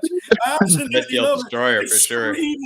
Just screaming randomly walking down the town, letting all the anger out from listening to it. I love it. But William, look, my man, we still got one more guest to go. So look, I really appreciate you calling in, my man. Great conversation, really great laughter as well. William, I love you, my man. Keep calling in. Come on, you Spurs. I love that. That's sexy. That is sexy. Yeah. You're making that. What is that? You're making it. That's the poster I'm going to make. Remember that? I'm going to use the clay, and I'm going to make. Remember that mold? Yes. For the Tottenham crests, and I'm going to make glow in the dark ones and all. So it's going to be cool. I'll show you when I finally get there. I gotta get one of them. You know, the missus won't be able to sleep. I definitely gotta get one of them, my man. Yeah, right over the bed, David. Every time you jump in with the missus, you'll be up there kissing the crest. I do it every day anyway. Look, she thinks I'm needing him for a kiss good night. I just kiss the cockerel and I'm off to sleep, my man. So she's gonna be absolutely raging. But look, William, big up, my man. Enjoy the rest of your day down under. Come on, all right, boys. See you later. Come on, you Spurs. I'll see you later, William. Big up, my man. Absolutely brilliant, Colin. I mean, who doesn't love a bit of William Kelly? He's such a fun guy. Big up. What you need at this time of the show. It's what you need at this time of the show. It really is. It really is. But look, guys, we are down to our last guest of the evening. Let's get him on. And it's the one and only. It's the return of the Dermot. How you keeping, my man? Not returning yet. This is a one-off appearance for a little while, so I had to come on because it's the North London Derby. I won off until next Tuesday's fan show, my man. I won off the next Tuesdays after Arsenal lose to Newcastle. But look, Dermot, I mean, look, what was your thoughts after the result at Anfield? Disappointing. Just Holberg should have scored that goal. I've been having nightmares of him. He should have just headed it. He had a gaping hole, but proud of the lads. What a performance. What a performance. Yeah. We don't get... It's not a lot wrong, with that performance, right, Dermot? It's what I said earlier, to William Kelly. There's not really many negatives with that performance apart from Højbjerg's miss that you were talking about. Yeah, oh, God, I was just... I've had nightmares. I looked at it 3 or 4 times and I was thinking, why did you not just put it in the corner? Yeah, the gaping hole... Goalkeeper on his feet. That's all you had to do. But look, a point's better than nothing. We beat Arsenal. We beat Burnley. We win our last 2 games. Arsenal losing to Newcastle because they get lost with all the tea towels. And do you know what I mean? It's just going to be Champions League all the way for us. Do you still think third is on, Dermot? You still believe third is on? I know you've been a big fan of third place. If we bribe the Premier League and just say, just give us third anyway. No, I think if we get 4th, I'm delighted with that. But I think if we get 5th, I think it's a season that's been rescued because we could have been in a lot worse place. So, even if we don't get 4th, if we can beat Arsenal and we get 5th, I think it's a season to build on. It's the foundation to build on for season. And I think you've got to be a little bit sensible about it as well. I mean, we're guaranteed, I think, Europa League football now. Yeah. So we won't be going for the Champions Cup. So, beat Arsenal, that's the start of it. Let's think about nothing else, just beat Arsenal. And then we'll take it from there then. 1 game at a time. No, 100%. Look, I think we will beat Arsenal. I've no doubt about it. Like I was saying earlier, I just don't think they have that fear factor anymore. Look, if we're being honest with ourselves, when they had the likes of big men right through the middle of the team, Paddy Vieira, Petit, Henry, in the back line, they had some big boys as well. But over the years, they just start getting in little Oompa Loompas from Charlie and the Chocolate Factory. It just hasn't been working for them. And I just believe we'll turn up, to be honest. I really do. There's no fear factor with Arsenal anymore. For me, the reason why I love the North London derbies when they come around is because it's just a free hit on them, just to absolutely berate them. And I absolutely love it. But look, Dermot, your channel name is Tottenham Tantrum Gold. So I'm sure you'd have a few of your favorite North London derby moments from us. Oh, yeah. Well, I've dropped the tantrum bit from the channel now. It's just called Tottenham Gold now. I've dropped the tantrum bit from it now. Heritage, that's what we need to call it now. Even more fitting to the question. Even more fitting to the question, that name. Yeah. I think my first memory was the 81-82 FA Cup third round game. I was a little kid. Garth Cook scored against the great Pat Jennings. We won 1-0. The 87 when we beat them at Highbury in the League Cup semi-final second leg. The 5-1 William was talking about. Gazza's the 3-1 win in the FA Cup semi-final. I mean, Gazza's free kick at Wembley. Yeah. The first 10 minutes was the best I've seen Spurs play for years. And that little flick by Gazza to Paul Allen for Lineker's goal. You'll never see a flick like it again. It was like a pass from Lineker to Gaza, Gaza to Allen, back to Gaza again. He slipped it. Defense flat-footed. Paul Allen put it into the perfect spot. Tony Adams was scratching his balls, looking at his hair, didn't know what he was doing. Lineker was in there, toe poked it in the back of the net. Love that. Love that. But I think my favourite will have to be the 81-82, my first ever North London derby. Nice. When Grass cooked, he scored against the great Pat Jennings. I think, that for me will always stick in my head. Yeah. And we won the FA Cup that year. So, but yeah, we've beaten them over the years. We've got good results for them. We've beaten them 5-0 as well. So that'd be a nice result. But yeah, an Tottenham win on Thursday will be just a nice little tonic. Yeah, it really would. It really would. Yeah. I absolutely can't wait. I'll be honest, I just wish I was there. I mean, I really do. I had fond memories of being there the last time when you were going to resave the penalty last minute and just dishing out the fingers to any Arsenal fan that looked in my direction. Doing a few other gestures. It was absolutely unbelievable. I had the time of my life winding them up, to be honest with you, at Wembley. It was brilliant. And I was actually so thankful to put me right beside them as well. I mean, it was just top quality. But look, Dermot, what way do you think Arsenal will approach this game? There's a lot of debate this evening. Do you think they'll sit in and look to be happy to get out here with a point, or do you think Arteta will actually just be naive and come at us? I think they'll come at us. I think he'll have them revved up as much as Conte will have as well. We have a 12th man, and that's the crowd. We have to make them feel so uncomfortable. Every time they're on the ball, boo them. Absolutely, they don't want the ball. But I think Arteta will say, right, let's go at them. It's going to be a proper thundering. I can't see anything but a Tottenham win. Hey, Dermot, we had this debate last week. You said Wexford is better than Kildare, yeah? And at least our internet over here doesn't get fucked up when we're speaking. That's another reason why Kildare is better than Wexford. Yeah, I've been having problems with my internet tonight. I do apologise. It's having its time of the month. That's down there. It's the breeze off the coast that affects your signal. Over here, where you just have nice, easy signal, man. That's another reason. That's why I send you smoke signals instead of WhatsApp messages. I'm in the front garden sending a smoke signal up. Yeah, the wind carries it all the way there. But Dermot, today I was asked to make a combined 11 of the two teams between Arsenal and Spurs. Any Arsenal players that get into your combined 11?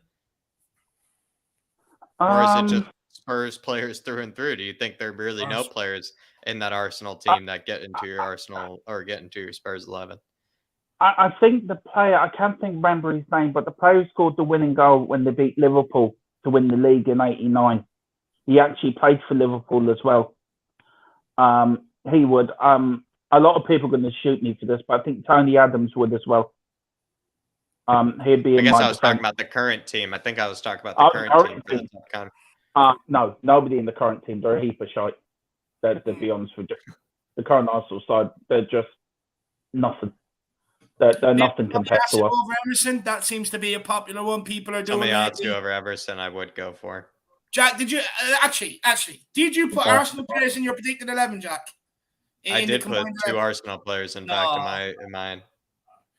I suppose the reason why Tomiyasu for a four in the back, I put Tomiyasu over Emerson, and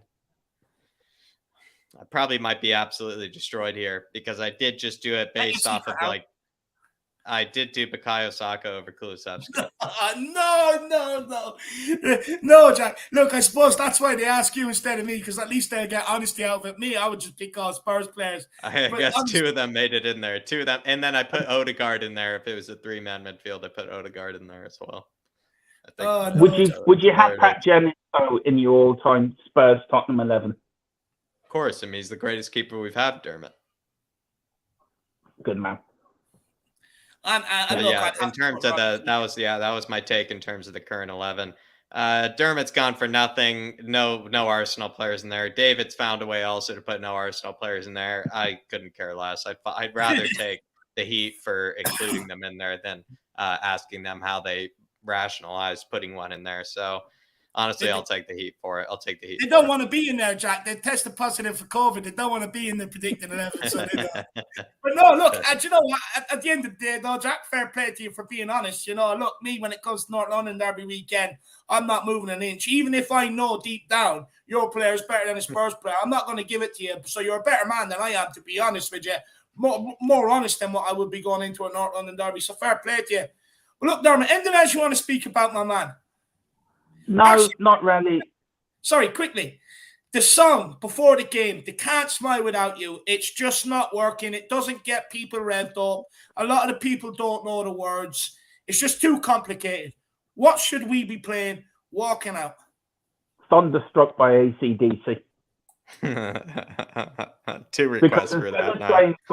You could have Tottenham in there. And I have sang it out. I've tested it. It does work. I like a bit of AC/DC, you know, a bit of Thunderstruck. I do. I have to say, I do. It's not a bad one. What about my suggestion of Seven Nation Army? That'll get you rightly riled up. Honestly, you'd be going out giving autographs. You'd be that riled up, so you would be.